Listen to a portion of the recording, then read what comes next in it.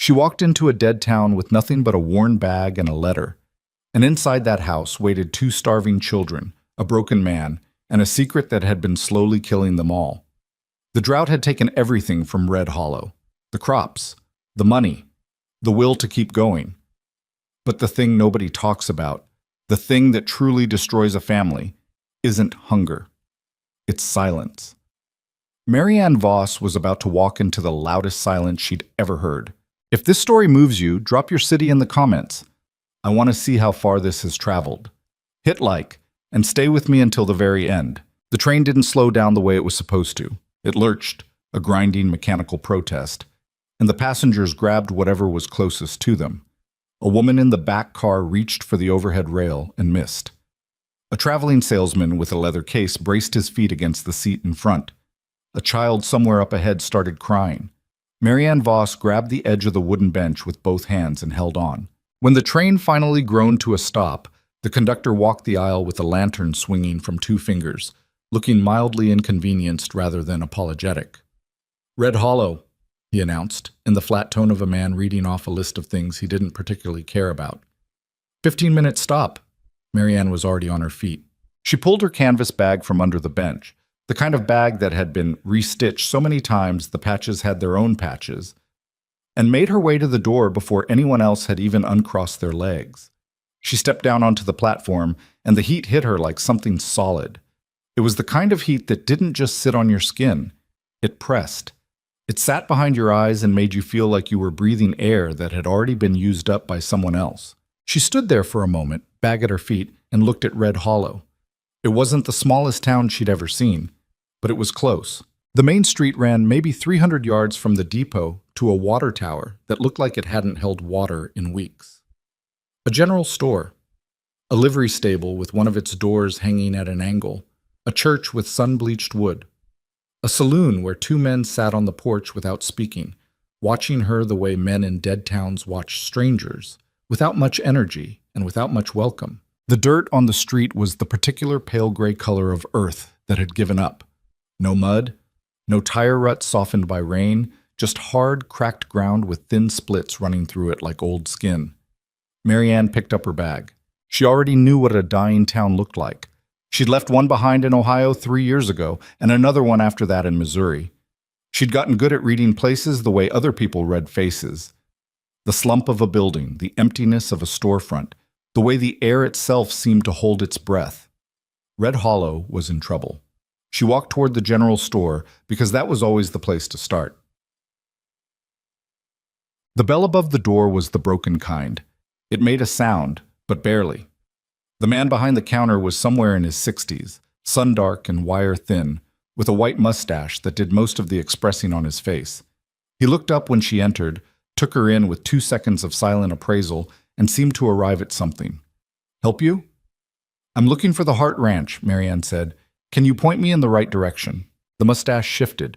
Something moved across the man's face that wasn't quite an expression. "Hart Ranch," he repeated. "Yes, sir." He set down the ledger he'd been pretending to write in. "You family?" "No." "Friend of Gideon's?" "No, I answered a notice." She shifted the bag on her shoulder. "He was looking for a housekeeper." There was a pause. Not the polite kind, the thinking kind, the kind where a man is deciding how much to say and settling on less than he probably should. "Ranch is about 2 miles east," he finally said. "Follow the main road out of town. Look for the split oak. Lane runs south from there." He paused again. "You got a horse?" "No." 2 miles in this heat's a fair walk." "I've walked further." He looked at her for another moment. Then he nodded once and picked his ledger back up. But he called after her before she reached the door. "Miss?" She turned. "His name's Gideon," the old man said. "The man at the ranch. He ain't—" He stopped, pressed his lips together, started again. "He's had a hard year." Marianne waited to see if there was more. There wasn't. "Thank you," she said, and went back out into the heat. She found the split oak. She found the lane, and she walked the last half-mile with her boots raising small clouds of pale dust that settled almost immediately, like the air was too tired to carry them. The ranch came into view gradually.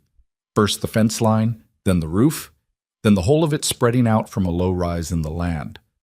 It wasn't the worst thing she'd ever seen, but it wasn't far off. The main house was a two-story structure built from timber that had once been painted white, though the paint had peeled back in long strips that gave the walls a scabbed look. One of the shutters on the upper floor was missing. The porch steps had a gap on the right side where a board had gone through and nobody had replaced it. The yard between the house and the barn was not so much a yard as an accumulation. Rusted tools, a broken wheel half buried in dust, what looked like a child's boot sitting by itself near the fence post. One boot? Marianne looked at it and then looked away. The barn was in better shape than the house, which told her something about the man inside. He was still maintaining what mattered to the animals. Everything else had gone sideways. She climbed the porch steps, left side only, avoiding the gap, and knocked. Nothing. She knocked again, louder. Somewhere inside the house, something scraped across the floor. Then silence. Then the door opened. Gideon Hart was not what she expected. She hadn't built much of a picture from his letter. It had been brief, almost curt, the kind of writing that came from someone who chose words the way a man chose rations, carefully and without waste. Housekeeper needed. 2 children. Ranch work. Room and board provided. Respond with experience and references. That was it. No name at the bottom, just an initial, no pleasantries, no indication of how desperate the situation was. The man standing in the doorway was somewhere in his mid-30s, maybe a year or two older than her. He was tall and lean in the way that comes from work rather than nature, with dark hair that hadn't been properly cut in months, and a jaw that was past stubble and not quite a beard. He had the kind of face that might have been described as handsome once, in the way a knife might be described as elegant, clean lines, hard angles, built for function rather than admiration. He looked at her with eyes that were gray and flat and extremely tired. "Miss Voss," he said. It wasn't a question. "Mr. Hart." She held out her hand. He shook it. His grip was firm but brief, like a transaction. "You're earlier than I thought," he said. "Train was on time." She paused. "I wasn't sure it would be." He looked past her at the yard, as if checking whether she'd arrived alone, then stepped back and opened the door wider. "Come in." The inside of the house smelled like wood dust and something else, something Marianne recognized from other houses in other hard places. It was the smell of meals not cooked, of rooms not aired out, of days passing without anything being cleaned or opened or lit. It was the smell of a household that had stopped trying. She stood in the front room and took it in quietly, not making a show of it. The furniture was solid and had been quality once. A table, 4 chairs, a sideboard against the wall with some dishes still stacked on it. A braided rug on the floor that had been beautiful and was now worn thin at the center. On the mantel above the fireplace, 2 photographs in oval frames. A woman with a direct gaze and one hand resting on the arm of a chair. She didn't look at the photographs for long. "The children," she said. Gideon Hart glanced toward the staircase. "They're upstairs." "How old?" "Claire's 11, Ben's 6. "When's the last time they ate a proper meal?" A long pause.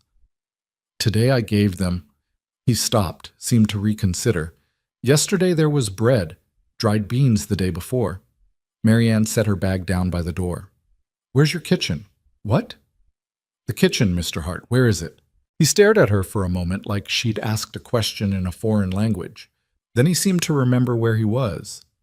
"Through there." He gestured past the staircase. She went through there. The kitchen was bad. Not dangerous, not filthy. Just stripped down to almost nothing, the way a room looks when it's been used up without being resupplied. There was a wood stove, cold. A water pump over a low sink. A small table. One shelf with maybe a half-dozen items on it. A near-empty sack of cornmeal, some dried beans, 2 jars of something pickled that she didn't try to identify immediately, a tin of salt, and a handful of dried onions hanging from a string near the window. She stood in front of the shelf and looked at it for a long moment. Behind her, Gideon had followed her to the kitchen doorway and stopped there. She could feel him watching her. "I know it's not much," he said. Flat. No apology in it, just fact. "It's enough," she said. She pulled her sleeves up and got to work. Eat. The first problem was the stove. Someone, she suspected Gideon, had let the ash build up too long, and the draft wasn't drawing properly. She cleaned it out methodically, carrying the ash pan to the door and emptying it in the yard, twice. Then she rebuilt the fire from the wood stacked on the porch. At least there was wood, that was something, and got it going with the patience of someone who had built 1,000 fires in bad conditions and knew that rushing it only made it worse. While the stove warmed up, she took proper stock. The cornmeal was workable. The dried onions were in better shape than they looked. She found, on a second look, 3 eggs in a tin box near the back door and a small crock of lard covered with cloth. She found a partial jar of molasses in the back of a cabinet, almost crystallized. She found a tin pot and a cast-iron skillet that had been left unwashed, and she washed them. She made cornbread. It was the most basic thing she knew, and it was exactly the right thing. It used what was there. It fed people, and the smell of it cooking was something no house full of hungry children could remain indifferent to. She made a pot of beans with the dried onion and salt. It would take longer. Beans always did, but she put them on to soak while the cornbread went into the stove. She heard Gideon moving somewhere in the house. She heard, after about 20 minutes, the sound of small feet on the stairs. She didn't turn around. Chesn, the younger one, came into the kitchen first. She knew it without looking because of the way the movement sounded. Quick, light, the way small children moved when they were curious but still trying to look like they weren't. She kept her back to the doorway and worked on the beans. "It smells," said a small voice. "It does," she agreed. A pause. "Like food," the voice added, as if this needed clarifying. "Cornbread," she said. "About 20 minutes yet." She heard him come closer. She turned around then, slowly enough not to startle him. Ben Hart was small, even for 6, thin in a way that made her stomach tighten, with a round face that still had the softness of young children and eyes that were very dark and very serious. He was wearing a shirt too big for him that had been patched at the elbow. His feet were bare. He looked at her with the frank, unselfconscious assessment that children did before they learned it was rude. "You're the new lady," he said. "I'm Marianne." "Marianne," he repeated, trying it out. "Are you staying?" "For now," she said. "Are you hungry, Ben?" He looked surprised that she knew his name. Then he nodded, with the whole-body commitment that hungry children had. "Sit down, then," she said, nodding toward the table. "Not long now." Clara took longer. The cornbread was out of the stove and cooling on the shelf, and Ben was sitting at the table with his hands folded in his lap, waiting with the careful discipline of a child who'd been told too many times that patience was necessary, when Marianne heard the second set of footsteps on the stairs. These ones were slower, deliberate. Clara Hart appeared in the kitchen doorway and stopped there. She was tall for 11, all sharp elbows and coltish limbs, with her father's gray eyes and her mother's, presumably, thick dark hair pulled back in a braid that someone had done days ago and not redone since. She was wearing a dress that had been hemmed unevenly, the kind of hemming done by someone who was trying their best and knew they were getting it wrong. She looked at Marianne with those gray eyes, and something in them was very careful and very controlled, and also, beneath all of that, absolutely exhausted. "Papa said you came," Clara said. "I did," Marianne said. She didn't smile. She'd learned with older children that smiling too quickly came across as performance. "Who said you could cook in our kitchen?" "Your father showed me where it was." Clara's jaw shifted. She looked at her brother sitting at the table and then back at Marianne. "He doesn't eat much anymore," Clara said, meaning, clearly, Gideon, in case you thought he was going to sit down with us like everything is normal. The matter-of-fact way she said it, the 11-year-old weariness of it, hit Marianne somewhere square in the chest. "Sit down, Clara," she said. Not unkindly, just plainly. Clara looked at her for a long moment. Then she came into the kitchen, pulled out a chair, and sat down. She sat very straight, with her hands in her lap, and she didn't look at the cornbread. Marianne cut the cornbread and put it on the table. Ben reached for it immediately. Clara didn't move. Marianne sat down across from them and took a piece for herself and ate it. Ben ate. Clara sat. The beans weren't ready. They'd have those later. But after maybe 5 minutes, when Marianne had eaten her piece and poured water for the 2 of them and was making no great show of watching Clara, the older girl reached out with one hand and took a piece. She didn't look at Marianne when she did it. She just ate. "Chesum," Gideon didn't come to dinner. Marianne hadn't really expected him to. She put a plate on the sideboard, covered it with a cloth to keep the flies off, and said nothing about it to the children. After the meal, she washed the dishes with Ben trailing after her, asking questions in the relentless way that 6-year-olds did. Where are you from? Do you have a horse? Is Kansas your favorite state? Can you whistle? What's your favorite color? And she answered all of them in the patient, unhurried way she'd learned from years of being around children who needed to feel heard without being made a fuss of. Clara disappeared upstairs. Later, when the house was quiet and the light had gone long and amber across the kitchen floor, Marianne went looking for Gideon. She found him in the barn. But he was sitting on a hay bale near the end of the stall row, not doing anything she could identify. Not working, not resting. Just sitting with his arms on his knees and his eyes on the middle distance, in the way she'd seen men sit when they'd run out of things to do and didn't know how to just stop doing. He looked up when she came in. "Children eat?" he asked. Both of them. Something moved through his face. It was hard to name, relief and something else underneath it, something that looked almost like it hurt. Clara usually doesn't. She ate, Marianne said. She found an upturned crate and sat on it. The barn smelled like animals and hay and old wood. It was a not unpleasant smell. "You had food for the animals," she said. Not an accusation, just an observation. "They don't eat cornmeal," he said. "No." She was quiet for a moment. How long since she died? The directness of it seemed to catch him sideways. He looked at her with those flat gray eyes, and for a moment she thought he was going to tell her it wasn't her business. "March," he said finally. 6 months ago. "What was her name?" Another pause. Like even saying it cost something. "Ruth." Marianne nodded. Outside, something moved in the dark. Probably a dog or a raccoon near the fence. The lamp she'd brought cast a soft circle of light that didn't reach the rafters. The notice said housekeeper, Gideon said, and his voice had taken on an edge, not hostile, but guarded. "I hired you to clean and cook, not to ask questions." "I know," she said. "Then why?" "Because I want to understand what I'm walking into," she said plainly. "Not to pry. Not because I don't have enough work to do. But because if I'm going to be in that house with those 2 children, I need to understand what kind of shape things are in." Gideon looked at her. The edge didn't quite leave his voice, but it shifted.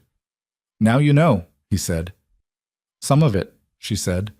She stood up, picking up the lamp. "There's a plate for you on the sideboard, cornbread and beans." She moved toward the barn door. "It's better warm." She didn't wait to see if he moved. He ate the plate. She found it in the kitchen the next morning, empty and rinsed, sitting by the pump. She noted it and said nothing. Bussum. The days that followed had a strange quality to them. The slow, cautious rhythm of people learning how to be in a space together without crowding each other. Marianne got up before dawn. She'd always been an early riser, trained by necessity rather than preference. There was always something that needed doing before the rest of the world caught up. She rebuilt the fire, started whatever she could with what she had, and by the time the light changed outside the kitchen window, from black to gray to the washed-out gold of early summer morning, she'd usually gotten an hour of solid work done. The supplies were a persistent problem. She made an inventory on the 3rd day, a careful, written list, and it told a story that wasn't good. The household had been running on near nothing for weeks. Not quite starvation, but close enough to see it from there. She had enough for maybe another 10 days if she was strategic about it. After that, there would need to be money. She folded the list and put it in her apron pocket and waited. Well, Gideon was not a man who came to people. He was a man who worked near them, if he was going to be around them at all. She saw him each morning going out to the animals. She saw him each evening coming back from the fields, slower than he'd gone out. The particular slowness of someone who'd been working hard, but also carrying something heavier than labor. He would wash his hands at the pump, come in, take whatever was on the sideboard. Sometimes he sat at the table. More often, he didn't. He said very little. She didn't push. On the 6th day, she put the list on the table in front of him. He picked it up, read it, set it down, looked at it as if it had told him something he'd been trying not to know. "I can go into town," she said, "or you can, but either way, we need to do it soon." "I know," he said. There's probably enough credit at the general store if that's an issue. It's not, he said, which told her that it probably was, at least partly. She didn't say anything else. He took the list with him the next morning. While he was gone, Marianne did what she always did in houses like this one. She cleaned. Not the aggressive, rearranging kind of cleaning that could feel like judgment. The quiet, methodical kind. She aired out the rooms that had been shut up. She swept the floors and got into the corners where dust had built up into a kind of geology. She found, in a trunk at the back of the master bedroom, which she'd only entered to air the window, some linens that still smelled like lavender from whenever they'd last been washed, and she put them back without disturbing anything else. Clara found her in the hallway at some point during the morning. "You're not supposed to go in there," Clara said. She said it quietly, but she said it. Marianne stopped.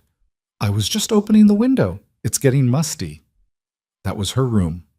Clara's voice was even, controlled. She'd had months of practice keeping it that way. "I know," Marianne said. "I didn't touch anything." Clara looked past her at the half-open door for a long moment. "She smelled like lavender," Clara said then, almost to herself. Not to Marianne, exactly, just saying it into the air. Marianne stood very still. "She sounds like she was a woman worth knowing," she said carefully. Clara's jaw did something complicated. She pulled it back under control. "Don't come in there again," she said, and walked away down the hall. Marianne let her go. She'd learned over the years that grief in children was a different species from grief in adults.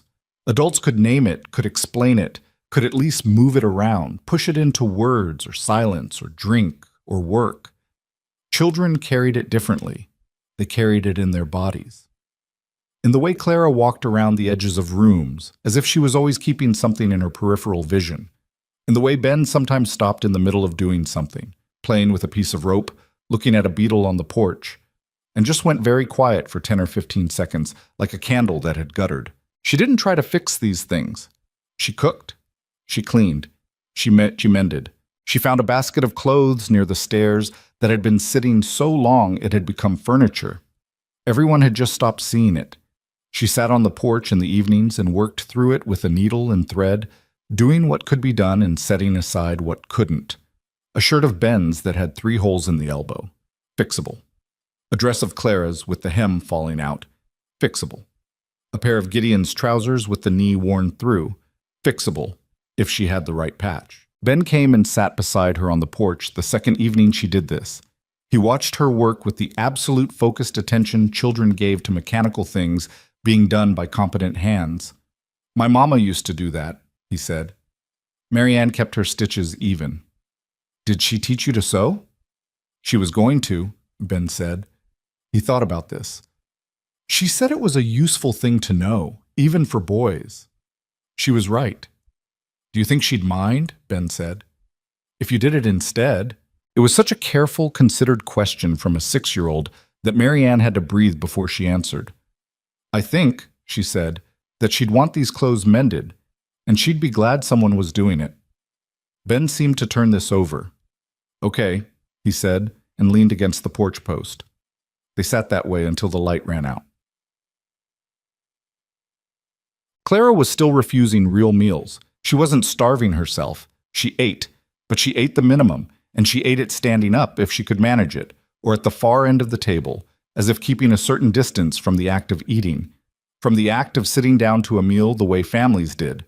Marianne didn't comment on it. She just cooked, and made the food good when she could, and let it sit where Clara could take it when she chose. Then she noticed something. The girl lingered. She didn't sit, never sat, but she would come into the kitchen in the mornings and find a reason to be near the stove, checking something in a cabinet, picking up a cup, standing near the window, and she would watch, without appearing to watch, the way Marianne worked, the way Marianne held the knife when she cut the dried onion, the way she knew when the cornmeal was the right consistency, the way she tested the temperature of the skillet with the flat of her hand from 2 inches away, close enough to feel the heat without touching it. Marianne started narrating what she was doing. Not in the teaching voice, not, "and now we do this and then we do that," just the casual running commentary of someone working alone and speaking to the air. Getting the pan too hot before you add the fat is the fastest way to burn breakfast, she might say, not looking up. Takes about 2 seconds longer to do it right and saves you 20 minutes of scrubbing. Or, you want the water boiling before the beans go in, not after. A lot of people do it the other way and it makes the skins tough. Clara never responded, never acknowledged that she'd heard, but she stayed in the kitchen longer each morning. 3 weeks in, something shifted. Marianne had been in the house long enough now that the rhythms had settled, the way rhythms do. They were still not quite a household yet, not quite functioning on the level of a real family, but they had stopped being a collection of strangers sharing a roof. Something in between, a tenuous middle state. Gideon was still distant. He worked. She gave him that. He worked without stopping from first light to last light, like a man trying to run ahead of something. And he came in and ate and said little. But he no longer looked at the kitchen with the particular blankness he'd had when she first arrived.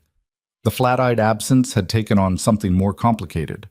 On a Sunday morning, near the end of July, he came into the kitchen while she was making biscuits and stopped by the door. "The Harmon family," he said. She kept working the dough. "What about them?" "Their well's running low. I offered to share ours." He paused. "Thought you should know there'll be extra people coming by." She looked up. He was watching her with the wary expression of a man who'd made a decision and wasn't sure if it was going to get criticized. "How many?" she said. "3 of them. Mrs. Harmon and her 2 boys. I'll make enough for 5, she said. "It's no trouble." He looked at her for a moment. "Thank you," he said. "Of course," she said. He left. She went back to the biscuits. She didn't make a thing of it, but she noticed. He'd thought to tell her. He'd thought to include her in the decision, in the small domestic way that people who are actually living together learn to do. Something had shifted. The Harmon boys were 8 and 10, loud and scuffed at the knees the way that boys that age always were.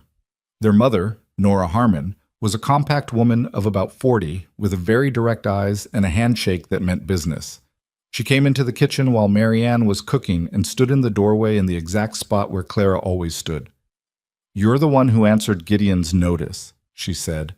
"I am," Marianne said.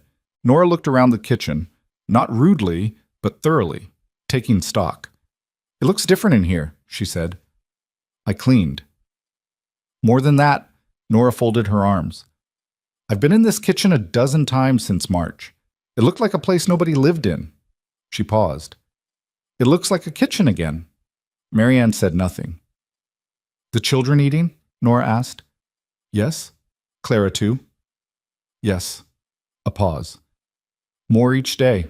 Nora made a sound that wasn't quite a word. Then she said, "Gideon won't tell you this because Gideon doesn't tell anyone anything. But before Ruth died, she spent the last week she had writing down all her recipes. Every single one." She paused. "He put the book somewhere. Hasn't looked at it since." Marianne was very still. "I thought you should know," Nora said. "In case it matters." She left the kitchen as directly as she'd arrived. Marianne didn't go looking for the recipe book. She wouldn't do that. It wasn't her place, and she knew it. But she thought about it.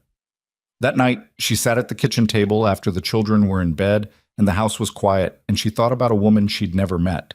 A woman who knew she was dying and spent whatever energy she had left writing down the things she knew how to make so that somebody, someday, could still feed her family. It was an act of love so practical and so unbearably sad that Marianne had to press the heels of her hands against her eyes for a moment.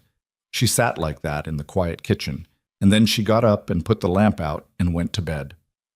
August was brutal. The drought that had been a present since before she'd arrived became a pressure, something with weight, something you felt pushing down on the flat of the land.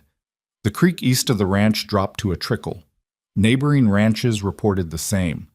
The crops that had managed to survive until now started failing in earnest, and with them went the patience that desperate people hold on to for as long as they can. In town, she heard things. A family named Gruber had left, packed everything on a wagon, and gone north in the night without saying goodbye to anyone. The Prescott Ranch had lost their entire corn yield. Two men had a fight outside the saloon about a fence line that hadn't mattered until the water started running short. She walked back from town one afternoon with this sitting in her chest like a stone, and she found Gideon on the porch, standing very still and looking east. "You heard about the Grubers," she said, "this morning." She stood beside him on the porch. They were both looking east at the flat, colorless sky. "You thinking about leaving?" she said. It wasn't quite a question. He was quiet for so long she thought he wasn't going to answer. "It crosses my mind," he said finally. She waited. "Ruthie." He stopped, started again. He loved this place, that's the thing. His voice was very flat. Even when things were bad. She used to say. He stopped again. Marianne said nothing. She just stood there. She said there was no point running from hard times because hard times had good legs, Gideon said. She said you might as well dig in. The afternoon was dead quiet, not even wind. She was right about most things, he said, and something broke very slightly in the edge of his voice, not dramatically, just the small fracture of a man saying something true that hurt. Marianne looked at the sky. "The fence on the east side needs work," she said after a moment. He blinked at her. "What?" "I noticed it yesterday. 2 posts are loose. If a storm comes up, I know about the fence." "I know you know." She turned to look at him. "I'm just saying there's work to do." A pause. "There's always work to do." He looked at her for a moment, really looked at her, in a way he hadn't done since the first day, like he was trying to read something. "You're not soft," he said. "No," she agreed. He almost smiled. It didn't quite make it, but something changed in his face that was the rough equivalent of a smile. He turned and went inside. Marianne stayed on the porch for a while longer, looking east, and then she went back into the kitchen. September was when it cracked. The crack came not in one dramatic place, but in many places at once, the way a drought finally breaks, not with a single rain, but with pressure from a dozen directions. Clara came into the kitchen on a September morning and stood in her usual spot by the window. Marianne was making porridge with the last of the cornmeal. Clara stood there for longer than usual. She picked up an onion from the shelf and turned it over in her hands. "How do you cut it so fast?" she said. Marianne kept her expression neutral. "Practice," she said. A pause. "Could you—" Clara stopped. Tried again. "Would you show me?" Marianne put down the spoon. "Come here," she said. It wasn't a moment. It wasn't a breakthrough she could have described at the time. It was just a girl and a woman standing at a kitchen table, and Marianne guiding Clara's hands on the knife, showing her the angle, the motion, the way to keep your knuckles curled so the blade moved along them safely. Clara was focused in the exact way her father was focused, completely, almost intensely, like the task was the only thing in the world. "Like this?" Clara asked. "Exactly like that." Clara cut the onion. Her eyes watered and she blinked fiercely, refusing to acknowledge it. "It's the vapor," Marianne said. "Everyone's eyes water. It's not crying." "I know it's not crying," Clara said, with a firmness that suggested she very much needed it not to be crying. "Of course," Marianne said. They finished breakfast together. Nothing was said about it. It was simply a thing that happened. But later that day, when Marianne was in the garden turning over the dry soil, trying to figure out what, if anything, might survive if they got rain soon, she heard footsteps behind her. She turned. Clara was standing at the edge of the garden with something in her hands. A book. Small, cloth-covered, dark blue. She held it out. Marianne went still. "I found where Papa put it," Clara said. Her voice was very controlled. "It's Mama's." She paused. "I thought—" She stopped. "Maybe you could use some of the recipes, since you're cooking anyway." Marianne looked at the book. Looked at Clara. "Are you sure?" she said. Clara's chin went up a fraction of an inch.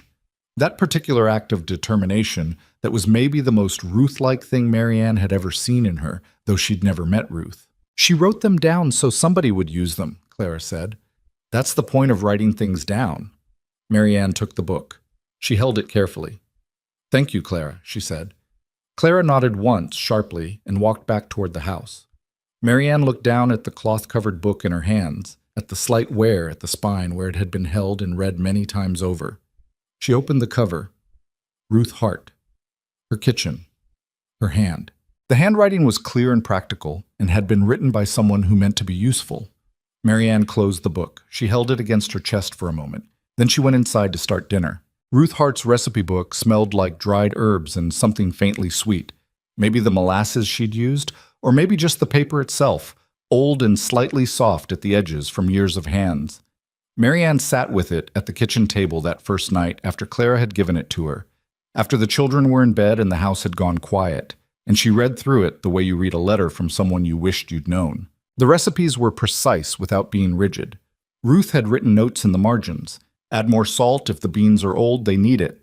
And don't rush the onions, 20 minutes at least. I know it feels too long, but it isn't.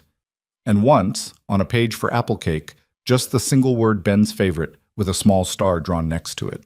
Marianne closed the book after an hour and sat with her hands flat on the table. She wasn't a sentimental woman. She hadn't had the luxury of it.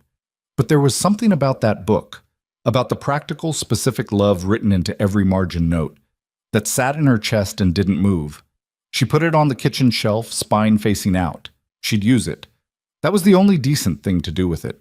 The following morning, she made Ruth's cornmeal porridge. The recipe had a note that said, add a spoon of molasses when you have it, makes it something the kids will actually want. And when Ben came downstairs and saw the pot on the stove, something moved across his face, quick, like a shadow. He sat down without being asked. Clara came in, saw the pot, and stopped walking. Marianne kept her back to them and stirred. It's different, Clara said finally. It's from the book, Marianne said. The kitchen was very quiet. Clara pulled out her chair and sat down. She didn't say anything else, she just sat. And when Marianne put the bowl in front of her, she ate it, all of it, without pushing it away or leaving half. Marianne washed the pot and said nothing, and counted it as something.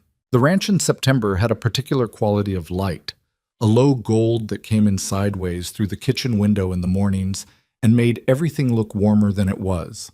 The air had started to cool at night, just barely, just enough that you noticed when you went out before dawn to start the fire. The drought hadn't broken. The soil was still hard and pale as bone, but the absolute suffocation of August had eased a fraction, and in that fraction there was something that felt, tentatively, like the possibility of breathing. Marianne had started going through the root cellar under the house.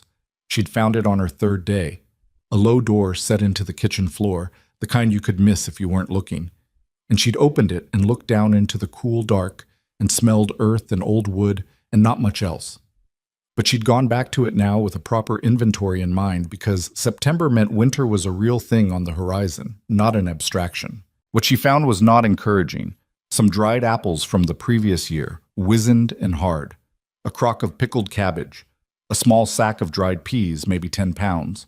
A few jars of preserves, peach, she thought, and possibly plum, but 3 of the 7 jars had cracked lids, and she wasn't sure how long they'd been sitting.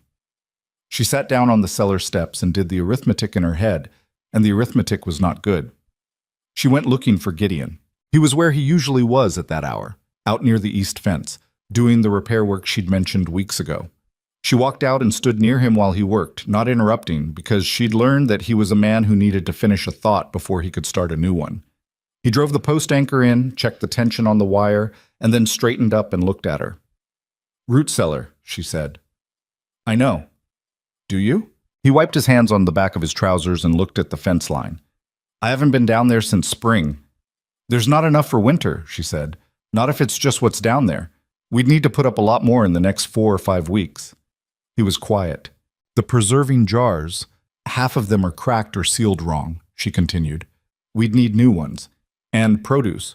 The garden's mostly gone, but if we got rain this week, the turnips might still come through. And we'd need to think about meat." "I know all of this," he said. "I know you know." She folded her arms. "I'm telling you so we can talk about what we're going to do about it." He looked at her then. That same look he'd given her on the porch weeks ago. The one that seemed to be trying to decide something about her. He didn't look hostile. He looked like a man who had gotten very used to having these conversations alone in his own head and wasn't quite sure how to have them out loud with someone else. "Money's tight," he said. "I figured. The spring crop was—" He stopped. The spring crop had been Ruth's death, and the funeral and 2 months of a man barely getting out of bed, and everything that hadn't been done in those months. He didn't have to say it. "I can go into town," Marianne said. "Talk to the store, see what kind of arrangement might be worked out." "I'll do it." "I know you will. I'm offering to help." He looked away at the fence. His jaw was set in a way she was learning to read. Not anger exactly, but resistance. The resistance of a man who had been carrying everything alone for so long that the act of setting something down felt like giving up. "Gideon?" she said. He looked at her. "Two people working a problem is faster than one," she said simply. "That's all." He was quiet for another moment, then he said, "I'll go to town tomorrow. You can come." It wasn't gracious, but it was offered, and she took it. "Good," she said, and walked back to the house. That night she found him at the kitchen table after supper, with Ruth's recipe book open in front of him.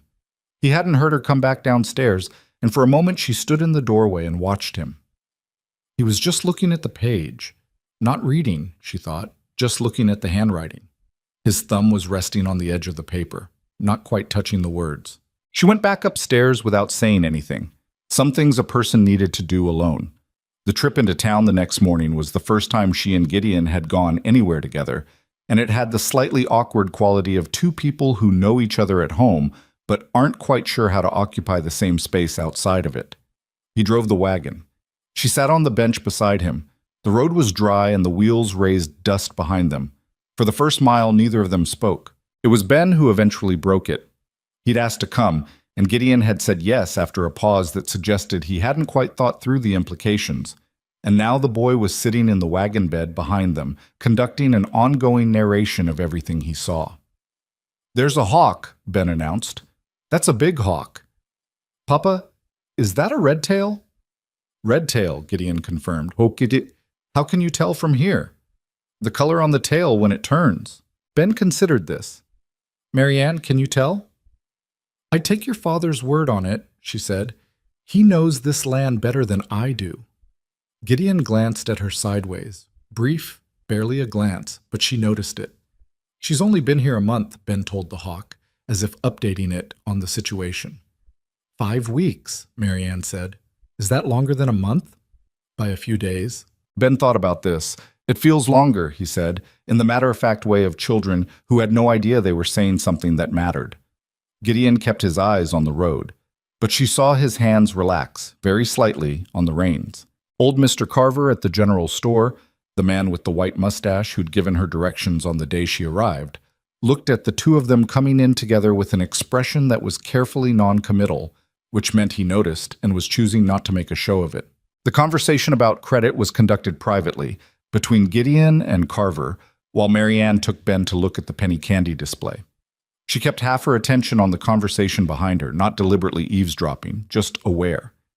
She heard Gideon's voice, low and even, heard Carver's response, heard a pause, and then the scratch of a pen on paper.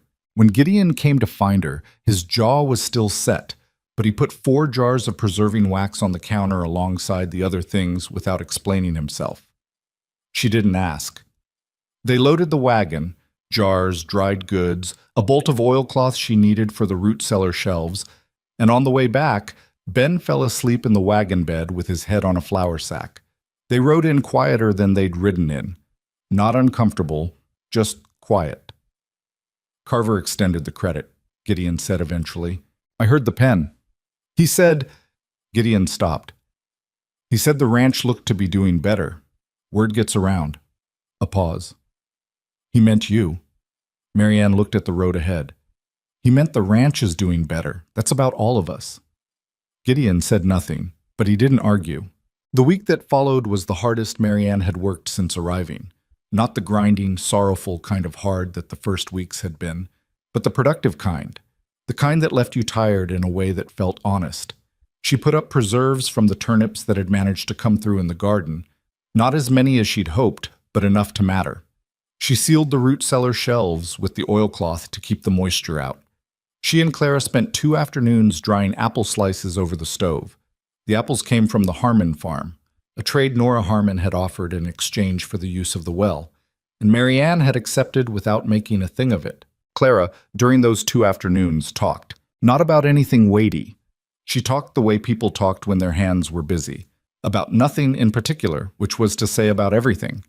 She told Marianne about a horse her father had traded for 2 years ago, a roan mare named Pepper, that she had loved completely, and that had gone lame last winter.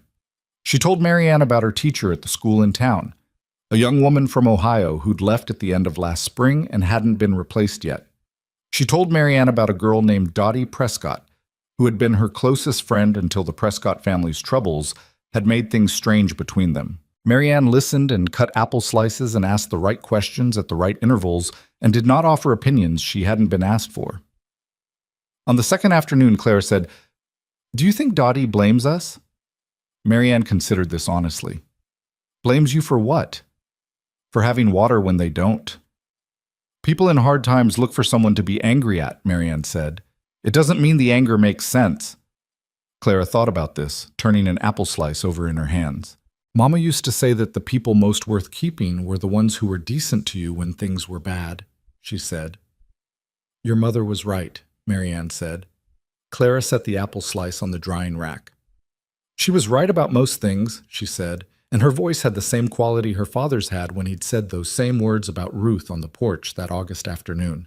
The same flatness over the same crack beneath it. Marianne looked at the girl beside her and felt something so sharp and so particular that she didn't try to name it.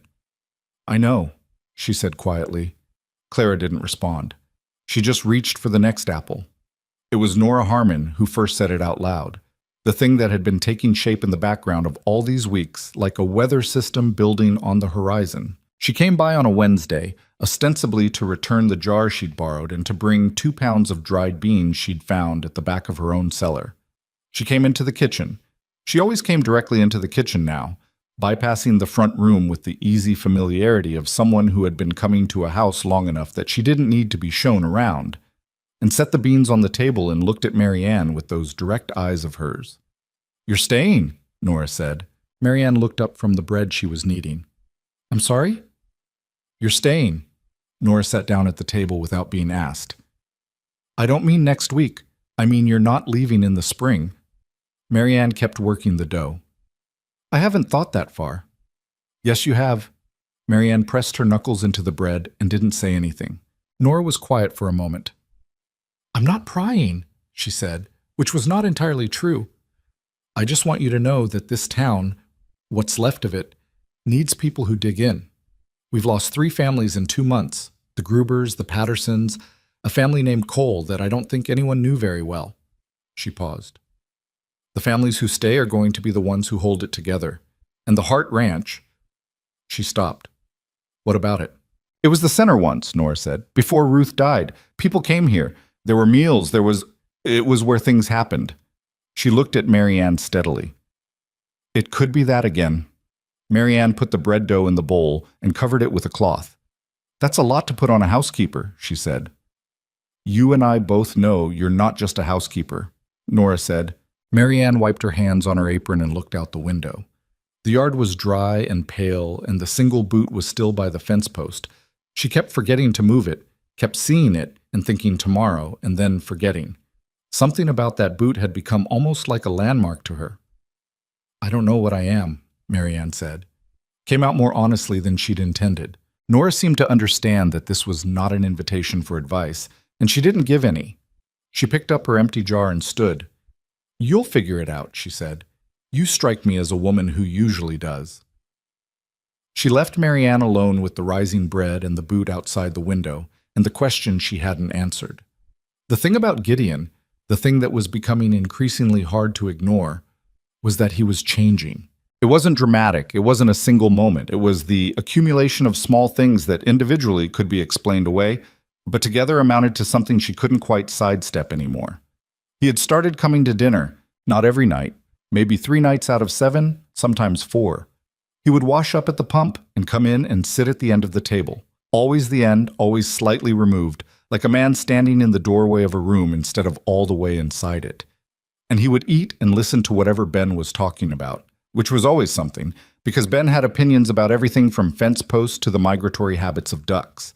He had started talking to her, not about large things, about the ranch mostly. The water situation, the feed supply, the condition of the herd, the practical, operational language of a working farm. But there was a quality to the way he said things now that was different from the early weeks. Less reporting, more conversation. Like a man who had gotten used to having someone to talk to and was figuring out, cautiously, how far that went. One evening, he came into the kitchen while she was cleaning up and stood there longer than the situation required. "The Harmon boys helped me with the barn roof today," he said. "I know, Ben told me. He said the older one dropped a hammer and it nearly hit your horse." A pause. "Nearly? Ben made it sound like it nearly hit you." Ben exaggerates. "He's 6. He's been 6 his whole life," Gideon said, "and he's been exaggerating the whole time. It wasn't a joke, exactly. It was delivered flat and without any visible effort at humor. But something in the way he said it, the tired, dry affection of a man describing something that exhausted him and that he loved, made Marianne stop wiping the counter for a second. "He told me Pepper was your daughter's horse," she said. Gideon's expression shifted, just slightly. "She was. She said she loved that horse. She cried for 2 days when we had to retire her," he said. "Wouldn't come down to breakfast." He paused. "Ruth finally took her up a plate and sat with her on the floor. They sat up there for an hour." He stopped. Marianne kept her hands on the counter and waited. "I couldn't," he started, stopped again. "At the time I thought Ruth was letting her get away with something. I thought Clara needed to understand that—" He pressed his lips together. "Animals die. Crops fail. Things get lost. I thought she needed to understand that." "She understands that now," Marianne said carefully. The words landed and he felt them. She could see it in the way he went very still. "I know," he said. There was nothing to add to that, and she didn't try. The silence sat between them for a moment that was not comfortable, but was, she thought, at least honest. "Good night, Gideon," she said. "Good night," he said, and he went. She stood in the empty kitchen and pressed her palms flat on the cool surface of the counter and exhaled slowly. She'd been careful. She'd been careful the whole 5 weeks. She knew what happened when a woman in her situation, a stranger brought into a grieving household, let herself care too much or too visibly or in the wrong direction. She'd watched it go wrong for other women. She'd told herself when she stepped off that train that she was here to work, to cook and clean and keep the children fed. That was the arrangement, and she would honor it. But she was also not a fool. She blew out the lamp and went upstairs and lay in the dark and listened to the house settle around her, the old familiar sounds of wood contracting in the night air. And she thought about Nora's question, and she thought about Clara cutting onions at the table, and about Ben asleep in the wagon bed with his head on a flour sack, and she thought about a man with flat gray eyes that weren't quite flat anymore. She didn't sleep well that night, but she was up before dawn, same as always, and she lit the stove and started the coffee and got on with it. That was the other thing she was good at. The rain, when it finally came, arrived on a Thursday afternoon in late September. Not the gentle, redemptive kind of rain that arrives like an apology, but the violent kind, the kind that had been held back too long and came all at once without any of the manners of ordinary weather. It announced itself an hour before it arrived, the way the worst storms did, with a yellow tinge to the sky in the west, and a stillness so complete that the animals felt it before any person did. Marianne saw it from the kitchen window. She watched the quality of the light change and set down what she was doing and went to find Gideon. He was already moving. He'd seen the sky and he knew the land, and he was going for the animals before she'd even reached the barn door. She met him coming out. "Get the children inside," he said, not stopping. "Shut the windows." She went. Ben was in the yard, and she took him by the hand without discussion and brought him in. Clara she found in the upstairs hall, and they went through the upper floor together, closing windows, quick and efficient, moving from room to room in the particular coordinated way that people developed when they'd been in the same space long enough to know each other's movements. They got back to the kitchen, and the rain hit. It hit like something that had been angry about something else and was taking it out on the land. The windows vibrated. The sound on the roof was not pattering or drumming. It was the flat, hammering roar of water that meant business. Ben pressed his face against the kitchen window with his hands cupped around his eyes, trying to see past the sheet of water on the glass. "Papa's still out there," he said. He knows what he's doing, Marianne said. What if the barn floods? Then your father deals with a flooded barn. He's done it before. How do you know? Because he's dealt with everything else, she said, which was not quite an answer but was close enough, and Ben seemed to accept it. Clara was standing in the kitchen doorway with her arms folded, looking toward the window. She didn't say anything, but she didn't move away either. The storm ran itself out in about 40 minutes, shorter than the buildup had threatened, and Marianne suspected that was both a relief and not quite enough. She'd heard enough about the drought to know that one September rain, even a violent one, wasn't going to fix what months of dry had done. When Gideon came in, he was soaked through. He stood on the kitchen floor and dripped and looked like a man who'd been in an argument with the weather, and both parties had come out of it battered. Animals? Marianne asked. Fine. Barn took some water at the south end. Not bad. He ran a hand over his face. Creek's up. How much? Enough. He looked past her toward the window. The rain had slacked to a serious but manageable fall. The Harmon place is lower than us. If this keeps up tonight, go, she said. He looked at her. I'll keep the children, she said. Go check on them. He looked at her for a moment with an expression she couldn't quite read. It had something in it that she recognized without wanting to examine too closely. And then he nodded and went back out into the rain. He didn't come back for 3 hours. When he did, he brought Nora Harmon and both her boys. Lower Field's flooded, he said, standing in the kitchen doorway with 4 wet people behind him and the look of a man who had already made one decision and was waiting to see if anyone was going to argue with the next one. They can't stay there tonight. Marianne was already getting blankets. That night, the Hart house had 7 people in it, 4 adults and 3 children and 1 very confused cat that had materialized from somewhere and taken up residence on the kitchen windowsill. Nora and Marianne fed everyone from what was there. It was not fancy.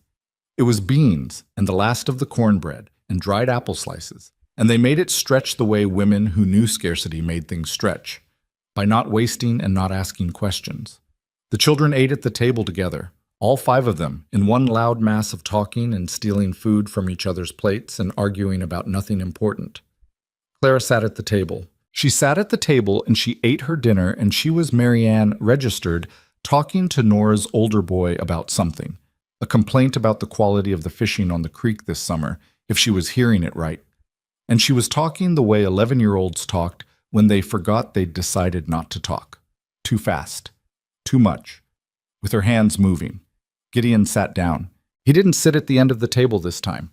He sat at the middle because Nora's boys had taken the ends, and he just sat there, in the middle of his own table, with people around him and noise and a plate in front of him, and after a moment he just started eating. He caught Marianne's eye across the table. She looked away first. Later, when the children were settled and Nora had taken the small bedroom off the kitchen and the house was as quiet as 7 people could make it, Marianne sat on the porch steps in the dark and listened to the rain, which had come down to a steady, soft thing now, the kind that actually soaked in rather than ran off. The door opened behind her. Footsteps. Gideon sat down on the step beside her, not close, a respectable distance, and said nothing. They sat in the dark and listened to the rain fall on dry land. She would have liked tonight, he said. Marianne knew who he meant. Full house, she said. She always said the table should have extra chairs, he said. I thought she was being impractical. He was quiet. She wasn't impractical about much. The rain said what words couldn't. After a while, Gideon said, Why did you come here, to Red Hollow? Of all the notices you could have answered. Marianne thought about it honestly. The letter was short, she said. That made you choose it? Men who write short letters usually mean what they say. She paused. I've worked for men who wrote very long letters and meant almost none of it. He was quiet for a moment. The letter didn't say much. No, but it said what mattered. She looked at the dark yard, at the rain moving through the lamplight from the kitchen window. 2 children, a ranch, work. She paused. Sometimes that's enough to go on. He didn't respond, but he didn't go inside either. They sat on the porch until the rain slowed to almost nothing, and then he stood up and said goodnight and went in, and Marianne stayed a few minutes longer by herself, watching the water collect in the hollows of the dry yard, and thinking about all the things that were, slowly and imperfectly, and with considerable effort, beginning to grow. The rain that Thursday night soaked into the ground about 2 inches and then stopped, which was better than nothing and not nearly enough. By Saturday morning, the surface of the yard was already hardening again at the edges, the way desperate land did, drinking fast and then sealing itself against the possibility of more disappointment. The creek stayed up for 3 days. The Harmon lower field drained slowly. Nora and her boys went home on Sunday with a jar of dried apples and a quiet between her and Marianne that had the quality of an understanding neither of them had needed to say out loud. The ranch felt different after that night, not fixed, not transformed into something easier, but different in the way a room felt different after you'd opened a window that had been stuck all winter. Same room, same furniture, same walls, but the air had moved through it and left something changed. Gideon started coming to dinner every night. He didn't announce this. He didn't make a thing of it. He simply appeared at the table, washed and quiet, in the reliable way that suggested he'd made some internal decision and wasn't going to discuss it. The first 2 nights, Ben talked enough for everyone. The third night, Clara told a story about something that had happened years ago. A raccoon that had gotten into the kitchen and knocked over a crock of molasses and tracked it through 3 rooms. And the way she told it was so unexpectedly funny, in a dry, understated way that was entirely her father's, that Gideon made a sound that was almost a laugh. Almost. Marianne looked down at her plate and said nothing, but she heard it. October arrived with a cold that had teeth, the kind of cold that reminded you Kansas wasn't playing its seasons, that winter out here was a real and serious thing. The mornings went from cool to genuinely bitter almost overnight, and Marianne added a second layer to Ben's clothes and dug out the heavier blankets from the chest in the upstairs hall and put more wood on the pile beside the porch. The drought had technically broken. There'd been 2 more rains since the Thursday storm, both smaller, both insufficient. But broken and healed were different things, and every family within 10 miles of Red Hollow was working from the same grim arithmetic, what they had put up divided by how long they needed it to last. The news from other ranches wasn't good. Tom Prescott came by on a Tuesday, Dottie's father, the one whose corn had failed entirely back in August, and he sat on the porch with Gideon for an hour while Marianne worked in the kitchen with the window cracked an inch. She wasn't trying to listen, but voices carried. Prescott's voice was the voice of a man at the edge of something, tight and controlled on the surface and fraying underneath, the way a rope looked right before it snapped. "I can't feed them through February," he said. "I've run the numbers 6 different ways." Gideon said something she didn't catch. "I'm not asking for charity," Prescott said, sharper. I'm not. I don't know what I'm saying." A pause. "Margaret thinks we should go north. Her sister's in Nebraska." Silence. "What do you think?" Gideon said. Another pause. "I think I've been on this land for 11 years, and I don't know who I am if I leave it." Marianne stopped what she was doing and stood very still. She heard Gideon say quietly, "I know." When Prescott left, Gideon came into the kitchen and stood near the doorway in that way he had, close enough to talk, not quite committing to staying. "Prescotts are struggling," he said. "I heard." He looked at her. Not accusatory, just checking. "Their corn went in August," she said. "I've been thinking about it." She turned from the stove. "How much dried corn do we have in the cellar?" He thought about it. "Maybe 40 pounds. Maybe a little more." "What would it take to get through winter with 30? He was quiet for a moment, doing the same arithmetic she'd done. "Tight," he said, "but manageable." "Then we can spare 10 pounds, she said. "And I expect the Harmons could spare something too. Between 2 households, we could put together a parcel that would make a real difference." He looked at her steadily. "It's not charity," she said, before he could say what she knew he was thinking. "It's neighbors." "Prescott won't take it easy." "No," she agreed. "He won't. But his daughter is Clara's friend, and Margaret Prescott doesn't have that kind of pride." She paused. "Men's pride is a costly thing in winter." Something flickered in his face. "You're not wrong," he said, which, from Gideon Hart, was about as close to "you're right" as she'd heard him get. He went to the cellar. She heard him moving things around down there. When he came back up, he had a cloth sack in his hands that he set on the table without comment, and she understood that she was to handle the rest of it. She went to see Nora the next morning. Nora's response to the plan was immediate and practical. She added dried beans and a small sack of wheat flour to the parcel, then stood back with her arms folded and said, "Someone should go with you. Prescott will take it better from Gideon." "Gideon knows," Marianne said. "He's going?" "He loaded the corn this morning." Nora looked at her for a moment with those direct eyes. "Something's different with him," she said. Marianne picked up the flour sack. "People change when things get easier to bear," she said carefully. Nora made the sound she made when she thought someone was underselling something but had decided not to push. She helped carry the parcels to the wagon. The visit to the Prescott ranch was not easy. Marianne had expected that. Tom Prescott came out onto his porch when he heard the wagon and watched them pull up with an expression that moved through surprise and something like relief, and then hardened into the defensive pride of a man who had spent too long being the one who provided and couldn't easily be the one who received. Gideon got down from the wagon first. "We had extra from the cellar," he said. He said it the way you'd say it looks like rain, flat, factual, not inviting argument. "You do the same." Prescott looked at the parcels in the wagon bed. His jaw worked. "Gideon, you do the same," Gideon said again. Steady. No room in it for the other man's pride to find purchase. There was a long pause. Marianne stayed on the wagon bench and looked at the middle distance and let the two men work it out, because she understood that some things needed to happen without a woman watching. Eventually she heard Tom Prescott say, quietly, "Thank you." And Gideon, "Get Margaret to come out. Marianne's got instructions for the flour." She climbed down and met Margaret Prescott at the bottom of the porch steps, a thin, tired woman with intelligent eyes and a grip that was firmer than her frame suggested.